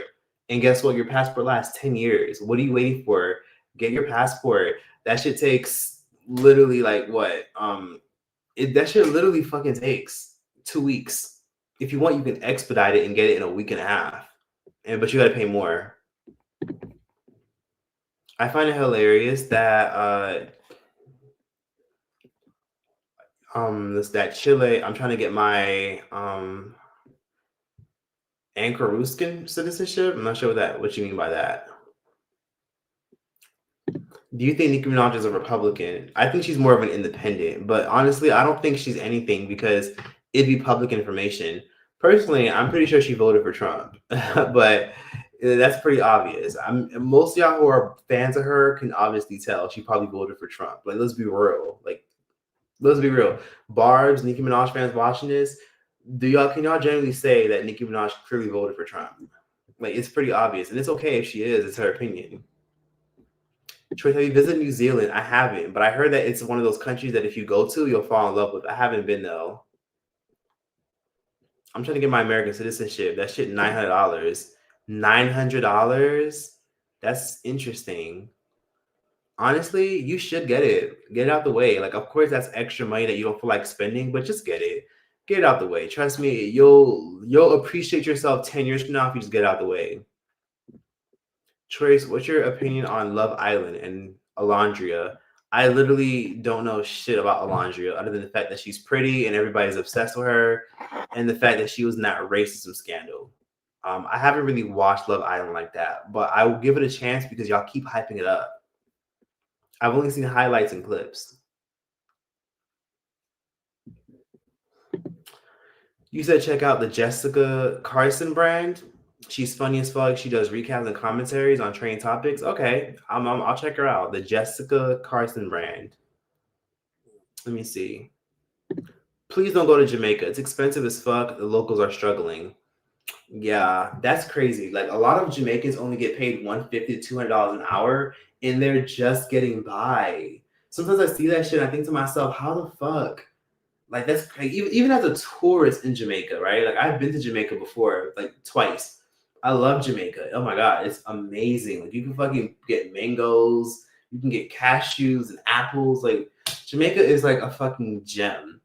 Beautiful place. Like it's no wonder why everybody loves it so much. But oh my fucking god, it is not that cheap. It's not expensive as fuck to me, obviously, because I'm coming with US dollars, but it's not that cheap. As soon as I'd be like, oh, like I could literally just go get this shit somewhere else and like literally go to a whole other country and get the same quality of food. You know what I mean? Like I love Jamaica, but unless I'm going to like a small rural town, it's not that cheap in the big cities. And everybody has to live in the big cities because that's where all the work is, and that's where the high paying jobs are. Yes, I recommend a vacation to Jamaica. You would love it. It's like the best place ever. Gorgeous as fuck. And the people are so sweet and nice. Jamaica's lit. Go to Jamaica. And it's so up. Oh my God. There's so many Indians there. There's so many Indians and Chinese. Go to Jamaica. Go to Jamaica. You'll literally have the best time of your life. It's so much fun. I love to smoke weed out in Jamaica. The weed is good in Jamaica. But be careful who you buy from. They be selling like cheap ass, unripe weed sometimes if you buy from the wrong person. But it's easy to get weed in Jamaica. Just ask your server at any fucking normal restaurant. They'll hook it up. Or no, how about this? Ask your tour guide. Your tour guide will hook it up for you. Let's see. So first of all, thanks for the super chat, Miss Pink Cash TV. I appreciate you. I like your name. I might check out your channel. Are you a YouTuber? Do you miss living in Miami? Also, any advice for new YouTubers? No, I don't miss living in Miami. I do miss the food. I miss the Cubanos. I miss the Puerto Ricans, the Venezuelans, and the Haitians and Jamaicans and the Guyanese food and all that stuff. I don't miss living in Miami because it's ridiculously expensive. It's hot and humid as fuck. The pay is very shit in Miami unless you speak Spanish or you have like a high in demand degree. And honestly, most of the time, if you don't speak well fluent Spanish, you will not have good opportunities in Miami. So I do miss the food and the people and some memories. But Miami for me is just nostalgia. There's just nothing special about it that would make me want to move back there. I don't miss it at all. I'd rather just live somewhere else for the same weather and live somewhere cheaper. Honestly, I prefer Los Angeles. Los Angeles pisses me the fuck off, but I prefer to live in Los Angeles because Los Angeles is constantly being progressive and there's a lot of networking opportunities. You know what I mean? Like I could live in Los Angeles long term and make a lot of network. Like I'll still keep my home in Los Angeles. Like I'll just rent it out. That's what I'm actually doing at the moment. Like I'm renting out my home in Los Angeles and I'll just thrive and just focus on saving and stacking and then renting out my home and then just really traveling whenever I want and just doing, social media and doing this shit. So I don't miss living there. I love it. It's home. It's part of who I am and how I am and the reason why I am where I am and who I am today. But I don't miss it. I don't want to live there. Maybe I would live there for fun temporarily. But yeah, fuck Miami. The New Yorkers can have that shit. The New Yorkers ran that bitch up. All the fucking New Yorkers done ran to Miami. They done fucking bought property, homes. Not even just Miami. Like New Yorkers, y'all done fucked up all of South Florida. Like even New Yorkers done fucked up Florida in general. Like Tampa, Orlando, fucking Miami, Fort Lauderdale. Y'all done ran that shit up and turned that shit into a miniature New York. Now they got fucking train systems everywhere. Oh my God. Like y'all can have that shit. Y'all can have it. Miami is not even the same Miami I recognize. I mean, my hood that I lived in at some point still looks the same, but most of Miami don't look like what it used to look like. It's changed a lot. I don't recognize it, and I don't even feel like I belong there when I go. I'd be like, oh, I grew up here. This don't even feel like home anymore. It feels like some other shit. It feels like a fucking like tropical resort with shit pay and fucking humidity and rain. So yeah, I know I got on a tangent, but no. Any advice for new YouTubers? Oh, okay, you are a YouTuber. I'm sorry. I didn't process your full question before I asked that. Advice for new YouTubers is to just post consistency.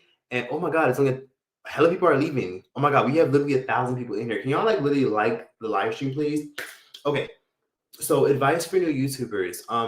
For one, be consistent as fuck and post clickbaity titles that are true to the video. That's all I gotta say on that. There's not much to it.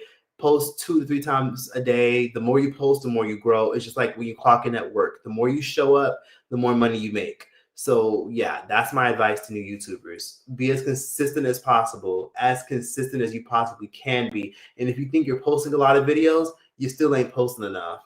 Content is important. Post as much as you can. Let me see. Texas is full. As an Austin native, do not move here. Troy is keeping me from scrolling. So true. The Houston market sucks right now. It does. We got to work really hard. Austin is full. As an Austin native, do not move here. ATL full too. Yeah, they've been ran up ATL for the past 10 years. Like Atlanta, y'all could. I don't even. Atlanta's great, but like y'all really done ran that shit up. Charlotte is full. Oh my God, even Charlotte is full. What's your thoughts on this new age influencer thing? Everyone wants to become a content creator, but no one wants to edit, research their topics. The new age influencers are lazy as fuck, and they won't be around for a long time. If they're lucky, sure, like they'll be around for a while. People will engage with them. But those new age content creators that get on the internet and just literally do the bare minimum research, nobody fucking cares about what they have to say unless it's like clickbaity or they're talking about controversial shit and they do no research. Like they won't be around for long. Just let them run their course. Give them 2 years. Most influencers that are serious last past 5 years, but the average entertainer and influencer don't make it past 2 years. Just let them wither out of obscurity, and then nobody will care anymore. Like their sugar daddies will stop paying them. They'll lose their brand deals. Their views will go down. Their sales will go down. Their looks will go down, and nobody will care. It just that's what happens when you're lazy as fuck. So yeah, lazy content creators don't last. They die. They don't multiply. Thank you for the super chat. Oh my God. Every time I hear Houston, I cringe. I feel like it's so overhyped and too overpopulated and ghetto. Houston is a great city for like networking and opportunities and food and people. And you can find a lot of great opportunities in Houston. There's so many people that move there to build an amazing life. But I'll be real, Houston is overpopulated as fuck. It's a lot of fucking people. But I think with more people means more networking opportunities. So yeah, Houston, they done ran it up. Houston is not over. I mean, Houston is overhyped depending on what you're looking for. Like anything you want in Houston, you can find it. Like anything you want. That's what makes Houston great because it's such a big city with mad people. Yeah, overpopulated and hot is a great answer. It is. Oh wow. Shout out to Kayshawn Beauty. She just confirmed what I just said. She said, "Yep, we are just getting by in Jamaica." That's literally what I said. Because in Jamaica, like again, Kayshawn, as a foreigner, I go to your country, love it. People are great, food is great, vibes are good. Jamaica's always a vibe. Jamaicans are always a movie. Like I love it there. But like going to Kingston and then going to Montego Bay, I'm just like, oh, I mean, this isn't expensive to me, but it's not cheap. It's like, oh, okay. I thought it'd be cheaper because I mean, I'm in the Caribbean. I'm on an island. Like, shouldn't it be dirt cheap? And then there's fruits on the trees and stuff like that's fun. But yeah, with the way y'all get paid, when I found out how much y'all get paid on average, I really said to myself, oh hell nah. And then y'all gotta compete with all these fucking Europeans coming here, taking up y'all land, buying beach houses and shit. Hell nah. Like y'all gonna, oh my God, like how the fuck do y'all afford to live here? Like unless you live in a small ass town in Jamaica, it is not worth it to live there long term if you want to be able to afford something nice. Unless you live in a city or area that nobody knows about. Hey, let me see. So Becca Lynn said, to be honest, I never do good watching lives all the way through. When it comes to your videos, I definitely watch the whole thing all the way through. You're very real, and I like that about you. Oh, thank you so much, Becca. I appreciate that. Thank you for showing me mad love, and thank you for coming to the live. And I appreciate you even like watching this long. I've been on live for a long time. When I hit the 3 hour mark, though, I'm probably gonna get off of here because I feel like I talked about a lot of shit, and I still want to do other videos. Like I want to get a lot of videos done. Sloan is cool. I haven't talked to him in a while though. I haven't talked to him probably like over a year. Sloan's not really good with his phone. He doesn't respond at all to text messages or DMs. He doesn't respond. Avoid being someone else. You are the best. I think people are tired of the narrative with the Aaliyah video. Okay, thanks for like your perspective. Yeah, real estate in Jamaica is not cheap at all. I actually enjoyed your recent Aaliyah video. Oh, thank you. Did you hear about the singer David Body in a Tesla? No, I didn't. I never been in Houston, but I got my sister over there, and she says the same. It's too much people flocking over there. I can't. Honestly, you should really go to Houston. I think you'd really enjoy it. If your sister moved there, she probably just needs some time to adjust. Yeah, it's a lot of people, but Houston, that's the reason why a lot of y'all move there is because it's so many people. So many people means that there's a lot of opportunities. People usually come and they usually bring their ideas, their creativities, and opportunities. Like, there's no fun in living in a small, chill ass, boring ass town or a town where like there's no emotion for you there because you've already done it all, seen it all, and not thriving anymore. Houston is great. Like it's a lot of people, but there's some great networking opportunities. You just got to know how to put yourself out there. So I hope your sister has a better opportunity one day, but it's gonna take her a couple of years though. Like Houston is not easy to adjust to because it's such a big city and it's so spread out. I like all your recent videos. Oh, thank you, Luke. I appreciate that. That makes me want to go harder. Like, I appreciate that. The Share 7 video was my favorite one. I'm happy you enjoyed it. I always love Popular Opinions. The Tyler and the Popular Opinions, of course, love those. Can we get more? Where are they now? Okay, I'll do more of those, Jasmine, only because you asked. What's your thoughts on Sloan? I feel like some of the things he says are made up. I don't know why, but I get the sense he's a hater. Sometimes he turns me off. Sometimes I can't get with him. Sloan is cool. I met him before. We did a podcast together, and me and Sloan has always been love. Sometimes I feel like I want to hear Sloan get down to the nitty gritty. I feel like Sloan could really go harder with like his commentary. That's just my personal opinion. It's no hate to him, but sometimes I feel like Sloan can go hard. I feel like sometimes he just keeps things very service level and then moves on to it's like Sloan, like go hard. Like I want, but Sloan, where's that passion? Where's that passion and fashion? Like go in about it. Like add some side zone to it. You know what I mean? Like go in, but he just keeps it pretty much chill about the topic and he keeps it moving. But that's just my opinion. Sloan's cool though. Never had a problem with him.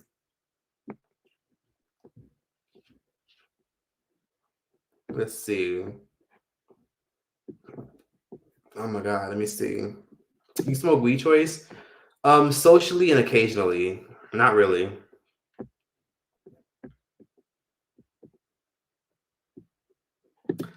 Come back to Florida. Just try a different city in Florida. I have done different cities in Florida. I lived in Tampa at one point when I was a child.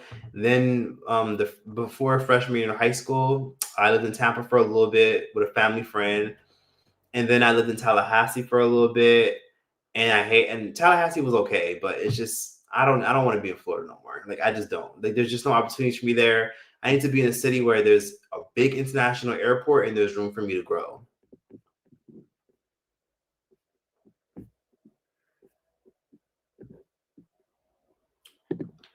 You love my Public Opinions videos? Thank you, Pimp Says Cleo. But some of these opinions could serve to have a separate video. The Cardi B one, the LaToya Jackson one, and the Tyler one too were great videos. Oh, thank you. Okay, I appreciate you telling me that. Sometimes I'd be thinking that. You said my Public Opinions sometimes need their own videos.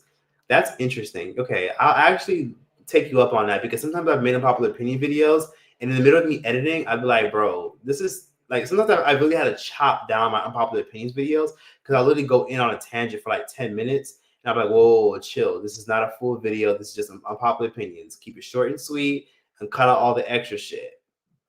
That's why sometimes I be having to do narrations because sometimes I be talking and talking and talking. And I'm like, wait, cut all that out and just do a simple narration. That's it. You don't need all that.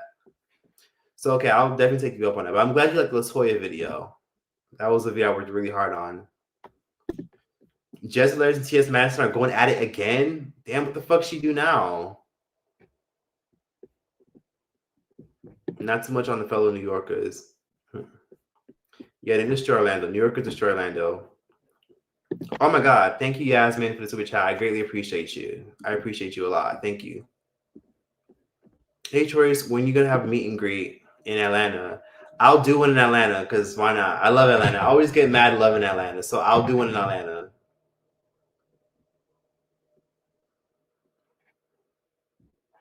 You missed the old Atlanta? Yeah, Atlanta, they done ran it up. Atlanta's like LA mixed with New York, mixed with Chicago. Atlanta's intense now, but I still love it. Atlanta still is an amazing city, but they done really ran that shit up.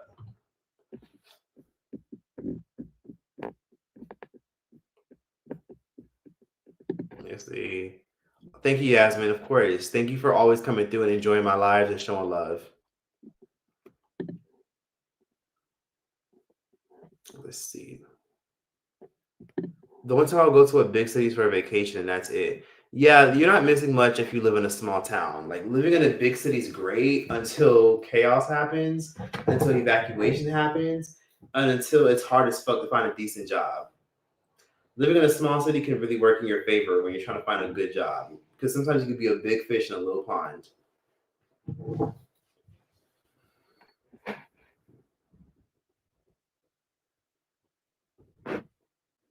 Yeah, exactly. In Houston, it's so much more than just clubs. Like people just be going to clubs and lounges, and they just be like, all right, I've seen enough.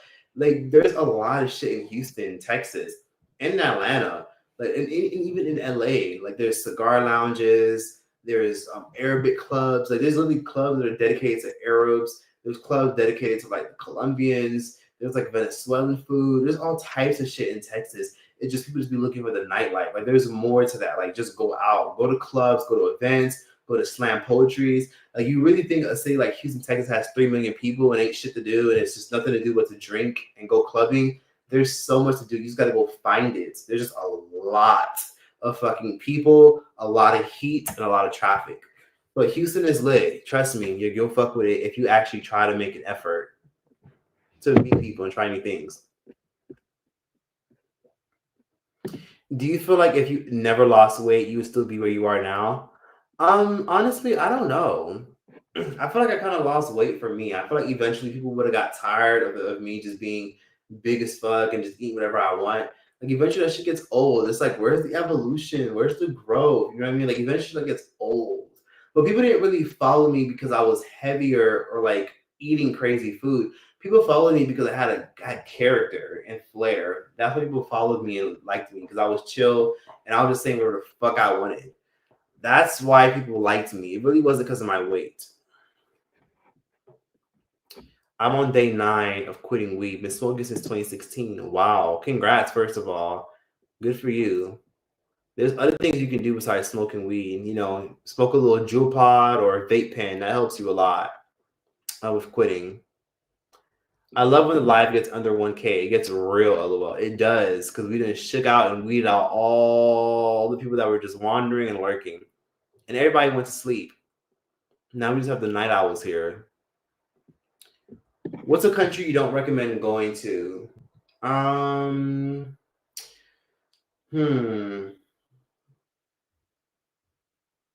A country I don't recommend going to. I recommend going to all countries. I will be honest though, if you're a woman, maybe don't go to any Arab countries by yourself. I've been to Arab countries, but I am lucky that I'm not a female because sometimes I look at like how females are treated and I'd be like, ooh, thank God I'm a male. Cause sometimes in these Arab countries, these men be real nasty and vicious and rude. And even me, I've had my fair share of just weird creeps and weirdos. Like even like recently, like I was in Morocco. This is an interesting story, but I like literally yesterday, I was literally at McDonald's like, yesterday just chilling. It was this really weird ass, creepy ass guy just literally standing over me while I'm literally at the booth. I'm literally sitting at a booth at McDonald's, just plugging my phone, chilling. And he just like keeps grabbing his crotch, like really like playing with his crotch and shit. And I'm like looking at the side of my eye like this. And I'm just like playing, I'm just like on my phone scrolling.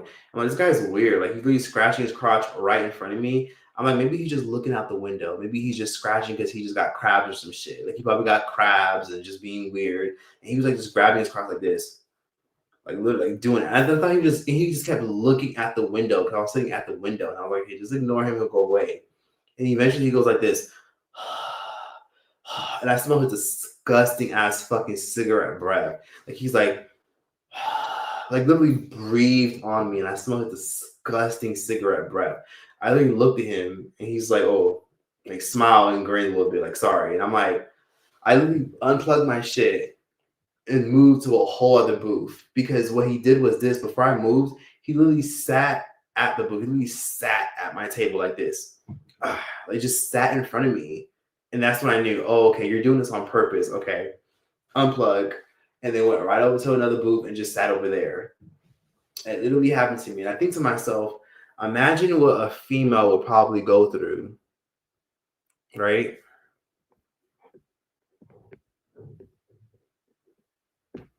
Do you have any regrets in life? I could have saved a little more, but overall, no, not really.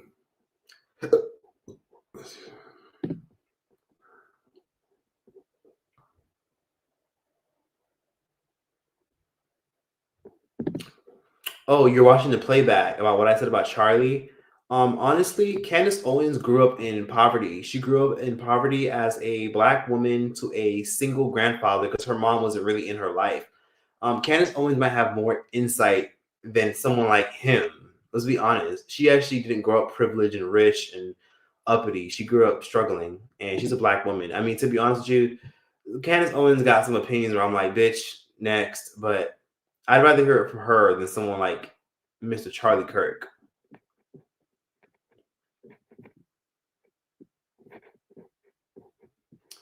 Thank you again, Yasmin. I love the Cat Graham video you did a couple years back. I loved her in Honey 2. I never watched Honey 2, but I will for sure because you mentioned it. Can you do a video giving international travel tips? Yeah, sure, why not? Do an unedited, unpopular opinion. Okay, sure, fuck it, why not?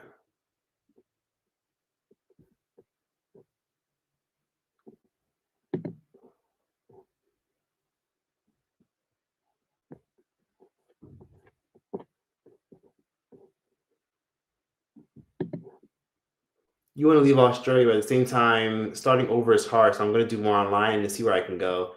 Yeah, leave Australia if you can. Starting over is hard, but it makes you a stronger person. So you won't regret starting over. You might struggle, but you'll be in a better predicament. Trust me. Oh, you live in K-Town? Yeah, I lived in K-Town as well. We'll still do. K-Town is cool. I fuck with K-Town in LA. Oh, thank you. You never followed me for my weight or food. You're just funny. Oh, thank you. I appreciate that, sweetheart. I'm in Morocco. I'm in North Africa. For this person, I say, where you at? Don't move to Dubai, y'all. LOL. Ha ha ha. He's in Africa. Yep. Oh my god. Are you a trans? Are you a gay? That's what this one Moroccan guy asked me a long time ago. When I was in Morocco, just casually walking around Casablanca, the big city. This guy looked at me. He was like, "Excuse me, are you a trans? Are you a gay?" Like literally asked me that. It still is in my head rent free. But it's okay because I think it's a language barrier. Some people don't realize it. The language barrier can do that.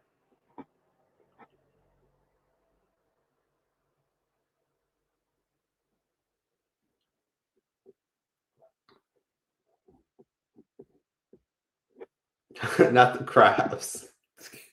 Indian people are. You said Indian people are disgusting. Just look at how they make their food.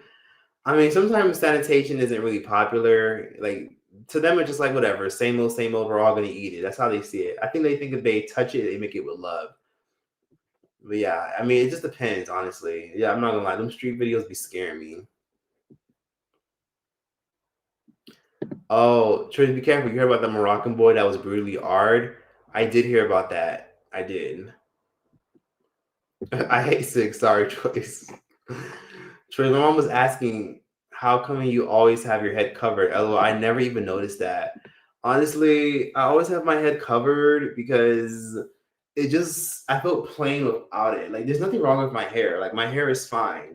It's fine. Like, I literally, if you want to see pictures of me without my hat, just literally Google, like, me. Just literally Google me and then click on Google Images and you'll see pictures of me without my hat from like years ago.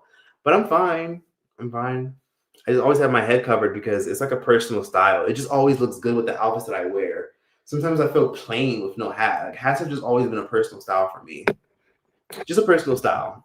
But just Google pictures of me. Just Google pictures of me. You'll see. I have photos of me with no hat on.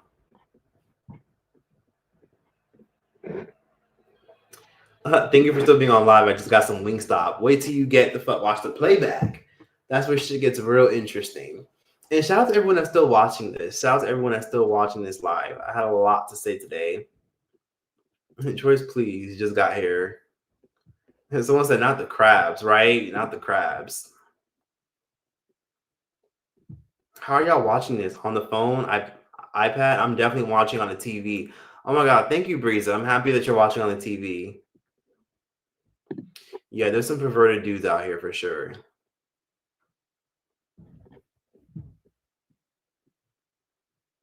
This live was really good. The comments made it even better. The comments were insane. The comments went hard in the motherfucking paint. I'm gonna be real. The comments were rough. Them shits went hard. Like the comments were overwhelming. I'm still not at the bottom of the comment section because there's so many. Let's see. You're brave to go to countries with no LGBT rights. Honestly, yeah. Sometimes it'd be crazy, but sometimes you can't let what people's opinions or social beliefs believe about you to affect you. You just gotta just go places and travel places and have fun. Yes, the community in here is amazing. We had a lot of amazing conversations for sure. I agree with you, Desi. When are you going to review lowest rated restaurants again? That shit was funny as fuck. Honestly, that was a trend from like 5 years ago. Like, I don't know what I would. I mean, maybe I could, but honestly, I don't. I'm low-key more paranoid about food poisoning. Like, I'm more paranoid about. Let me see. Maybe I don't know. Maybe I'll do another food video. But sometimes I'd be nervous because every time I've done those worst reviewed videos, I've always offended people, and I don't give a fuck. But okay, fine. You know what? I'm gonna do another one. I'm gonna do another one. I'll do the worst reviewed Indian restaurant or some shit. Like, why not? Arab men tend to be aggressive. Yes, they do tend to be very aggressive. Sadly, they're known for that. They think that being aggressive sometimes is good because they like see it as confidence and it shows that like, see, like I'm interested. But sometimes they can do too much. Whether you're a straight woman or a gay male, like sometimes Arab guys are a lot.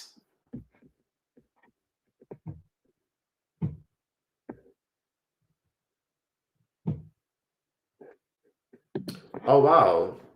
Candace got lucky because Charlie Kirk took her under his wing.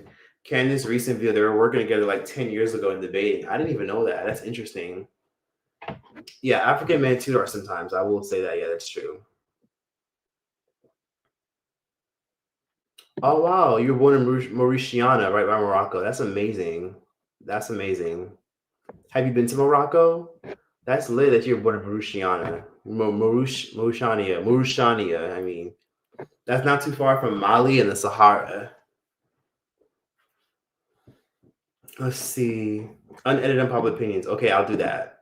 When's the next 1 hour video? Love listening to you while I'm at work. Lately the videos are short. Okay, I'll do a good 45-minute video. My favorite travel destination so far has definitely been Brazil. Brazil is a place that I'll swear by, and Morocco, because I'm here now in Morocco, but Brazil is amazing. It's not the safest, but it's relatively safe if you just have regular street smarts and you stay in a good area. But Brazil is fantastic. Liquor is so cheap. The people are sexy as fuck. Gym culture is so enforced.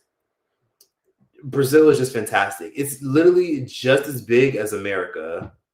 That's how big Brazil is. It's like the same size as America, but America's just a slight bit bigger because we have the territories. Brazil has so many sections and regions and accents and vibes and energies and weathers. Brazil is fantastic. It has so much to offer than just the typical cities. If you ever go, if you don't go anywhere else in the world, go to Brazil. That's the one place I would always tell people to go to.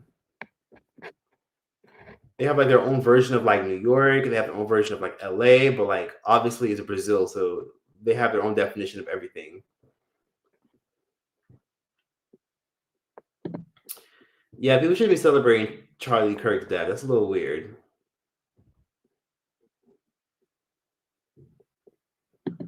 You have great financial advice and everything like that with moving to other places and giving investment advice. I think you should do a separate video for that. And I'd love to see vacation vlogs. Okay, I'll do some for sure, vacation vlogs.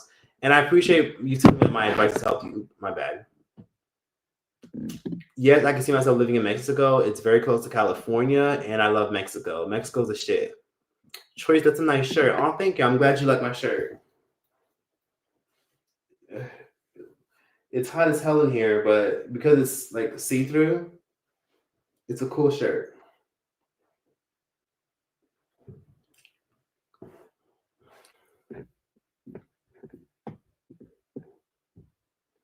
Yeah, someone said a trans. Did he think he's yeah? No, that literally happened to me. An Arab guy when I was in Morocco literally said that to me. He was like, "Hey, excuse me, my friend. Are you a trans? Are you a gay?" He literally said that to me, just out of curiosity. But it's okay because the language barrier. So he was obviously being blunt and weird, but at the same time, the language barrier makes people sound rude when they're really not trying to be rude.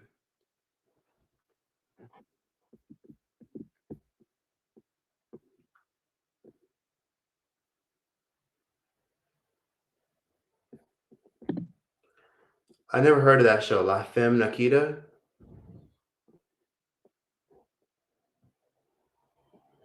All the food and drinks of your videos, do you drink them after the video or do you just put them away? I've always wondered that. Most times I put them away. Like I'll put it in the fridge and wrap it up and eat it for later, or I'll just literally eat it and drink it after, like when I'm ready to edit.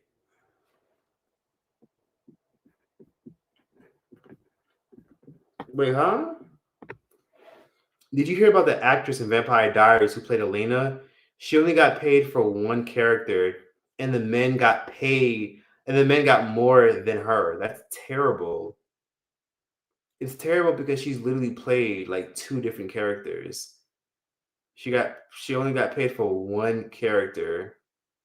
She played two characters on two separate seasons. It's just like it's no wonder that bitch left in the middle of fucking filming. I might have to look into that. Maybe that might be video worthy. You said audio is too low. Is it really? Is it because I'm too far away? Maybe you should put your volume up. It's because my laptop is literally like on my shelf. So because my laptop's on my shelf, that's probably why. But yeah, that's weird. You said the audio is too low.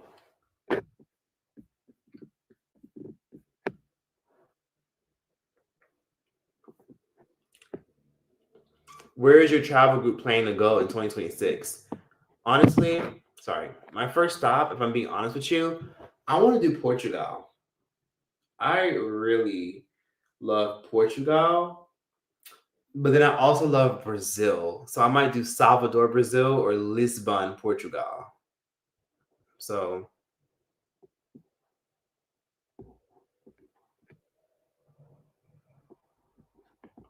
yeah, maybe Brazil.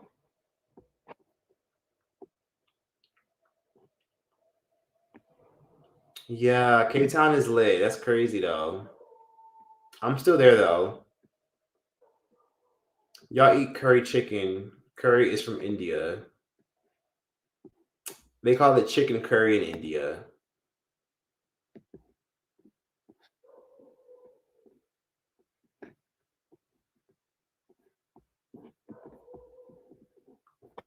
India is dirty as fuck. It can be. The pollution can be crazy. Let's see.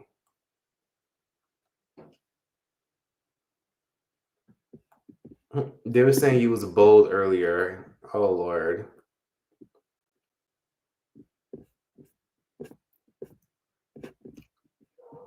Thank you again, Yasmin.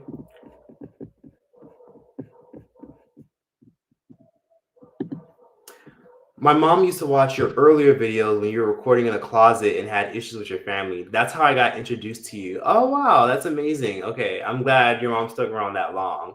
That's amazing. Yeah, I was going in. That was a crazy era for me on YouTube. That was like the start of shit for me. So your mom's a real one for even watching those videos back then. I would love to see some food reviews. I want to know what to try when I travel. Okay, I'll do some food reviews. Do a video on a Mali. I'm not sure who that is. 198. Thank you for the super chat. The food in your videos, what do you do with them after? I eat them or put them in the fridge. Sometimes the shit that I have in my videos be old ass fucking food. I'm like, I don't even want that shit. And I throw that shit right out. Or I put that shit right back in the box. So if I get like a bunch of crackers and cookies, I'll put that shit right back in the packaging or I'll put it in the fridge for later. Sometimes I don't even eat that shit. I'm like, anyways, I'm going out to go get some fucking pizza. Because sometimes it's just too much work. Like a lot of times, like I don't even want to order food because having to order food and have someone's energy on my food and have it delivered, or I don't know. It's just too much work. So sometimes I just literally just find some shit in my cabinet and just put some random shit together that makes no fucking sense. And then the fact that sometimes it just sits there, because you guys know I used to be fat as fuck. So I used to just literally just eat and then enjoy the food. But like now the new joke is just the food is just there. It's just there, literally just there. Let's see. Thank you, Desi. Thank you. Do you recommend going to travel to Colombia? Yes, Colombia is great. Medellin is great. Cartagena is great. Just do your research and don't trust taxi drivers. If you can use a rideshare app in any country you go to, please use it because these taxi drivers are terrible and they universally suck ass everywhere you go. So don't ever trust taxi drivers in any country you go to. So let's see. I need to go to Brazil. You need to. Again, thank you, Desi. Oh, Mauritian. Okay, thanks for telling me. Yeah, Brazil's great. Kelly Stamps videos got boring as fuck. I don't watch her no more. She's boring. Donna Briggs. Everybody keep talking about Donna Briggs bleaching her skin, transforming into a white woman, and her racism towards the black people, etc. That's crazy. Not the fat back computer black back. Oh my god.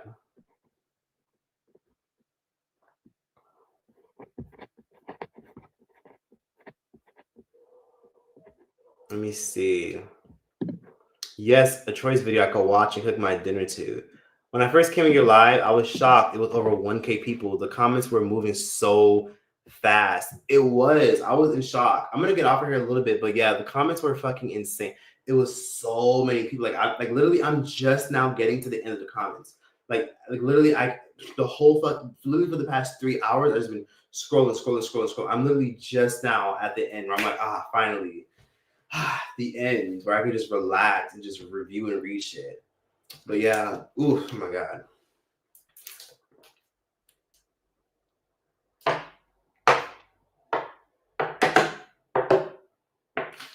Oh my god.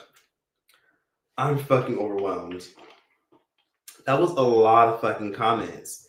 That was so many fucking people. Oh my god. Like, I'm just now at the bottom where I'm like, okay, finally. Like, my fucking arm is hurting.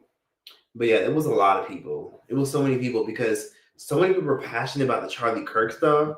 And if these people were this fucking invested in the live stream, I can only imagine how people are going to be invested when I actually do a fucking YouTube video. So a lot of y'all told me that y'all still want me to do a YouTube video about Charlie Kirk. And I might actually do that because even though it's like a dragged out ass topic, it'll benefit me.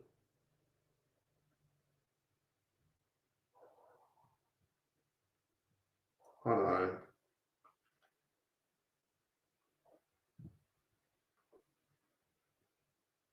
My bad. Somebody just texted me.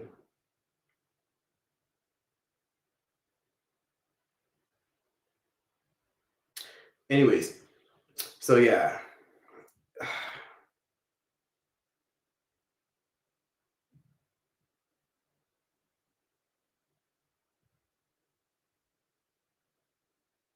Anyways, yeah, so as I was saying, yeah, I'm chilling. Literally, it's been crazy. Can y'all do me a favor and just leave a nice little like on this fucking live stream?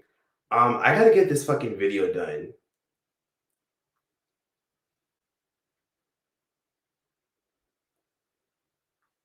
If there's one thing I gotta do is get that video fucking done.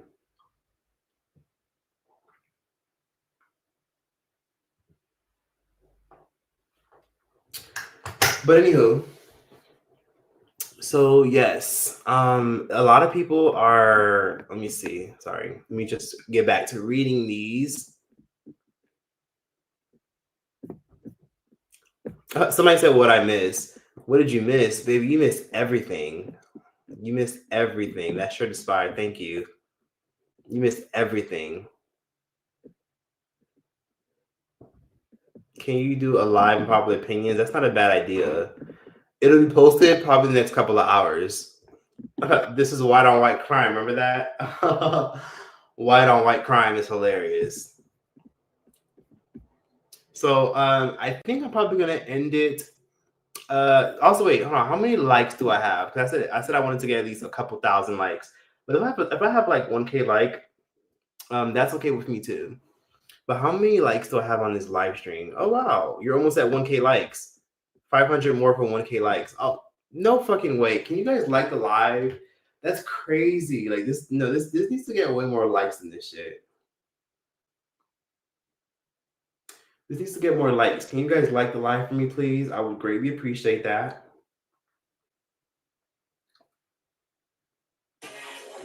Let me see. Hold on, my bad. Yes, so many people.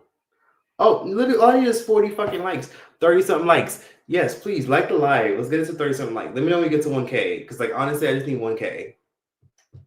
I never forget when I was on here and I had like what I said I was gonna be on here for like literally 15 more minutes. And I said I was at 700 likes. And I had said to y'all, if I get 1K likes, I'll literally be on here for like another hour. And then I eventually went from 700 likes to literally 1K likes. It was fucking nuts.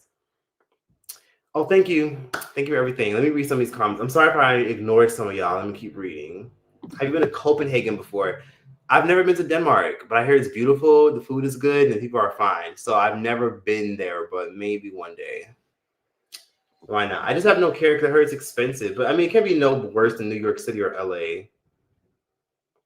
The Charlie video will pay for some fun in Morocco. I hope so. Shit. Yeah, chat was lit. Someone said, what time is it over there? It's literally 4 in the fucking morning. Literally 4 in the morning. Isn't that crazy?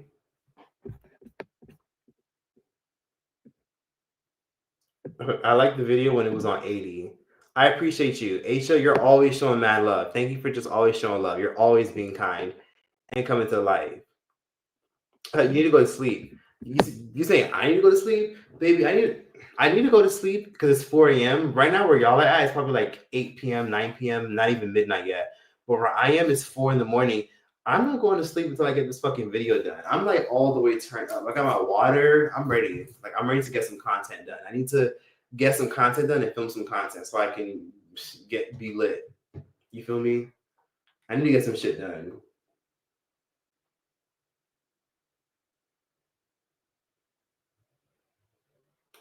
My bad. Somebody was like messaging me.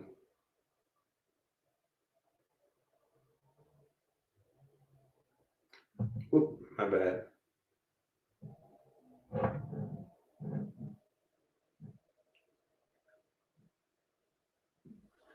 Hold up. Yep. Okay. No, I'm not gonna go to sleep. I gotta get shit done. I want to try to film at least 2 videos. So you guys still want that Charlie Kirk video? A lot of y'all filled me in about a lot of things. So thank you for giving me some perspective. So now I have a whole clean slate of what I'm going to talk about when I finally do this video. So yes, are we almost at 1K likes yet? Are we almost there? Like that'd be nice.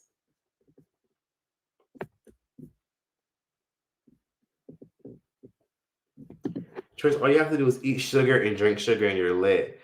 I don't know if I want to do that shit. Okay, yeah, I'm gonna put the video out, but first I have to get off of this live stream. I can't put the video out unless I get off a live. So I need to get off a live first. So let's see. Like up the live. How many likes do I have? Let me see. How many likes do I have? Let's see. Are we at 1K yet? Are we at 1K? Like the live, please. Oh, we are at it. Okay. We did it.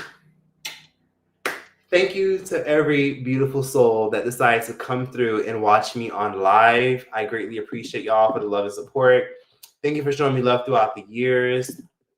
I was holding that shit down for 3 hours. That was a crazy ass 3 hours. We talked about so much shit, and the 3 hours went by so fucking fast. But it's been 3 hours and 29 minutes.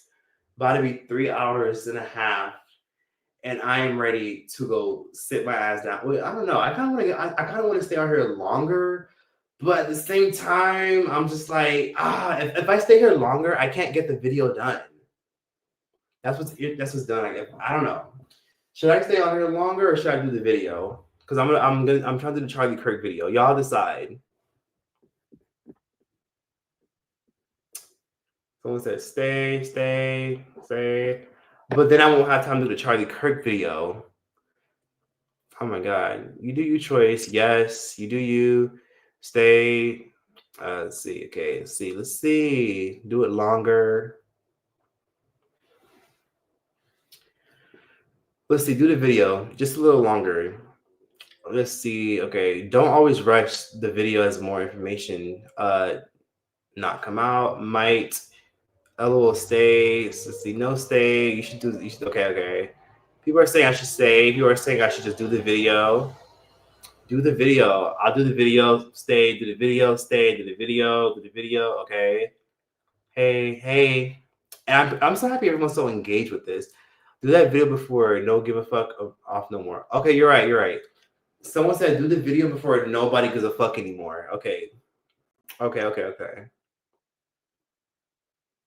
Someone said, honestly, wait until all the information comes out. We haven't touched Young Thug yet.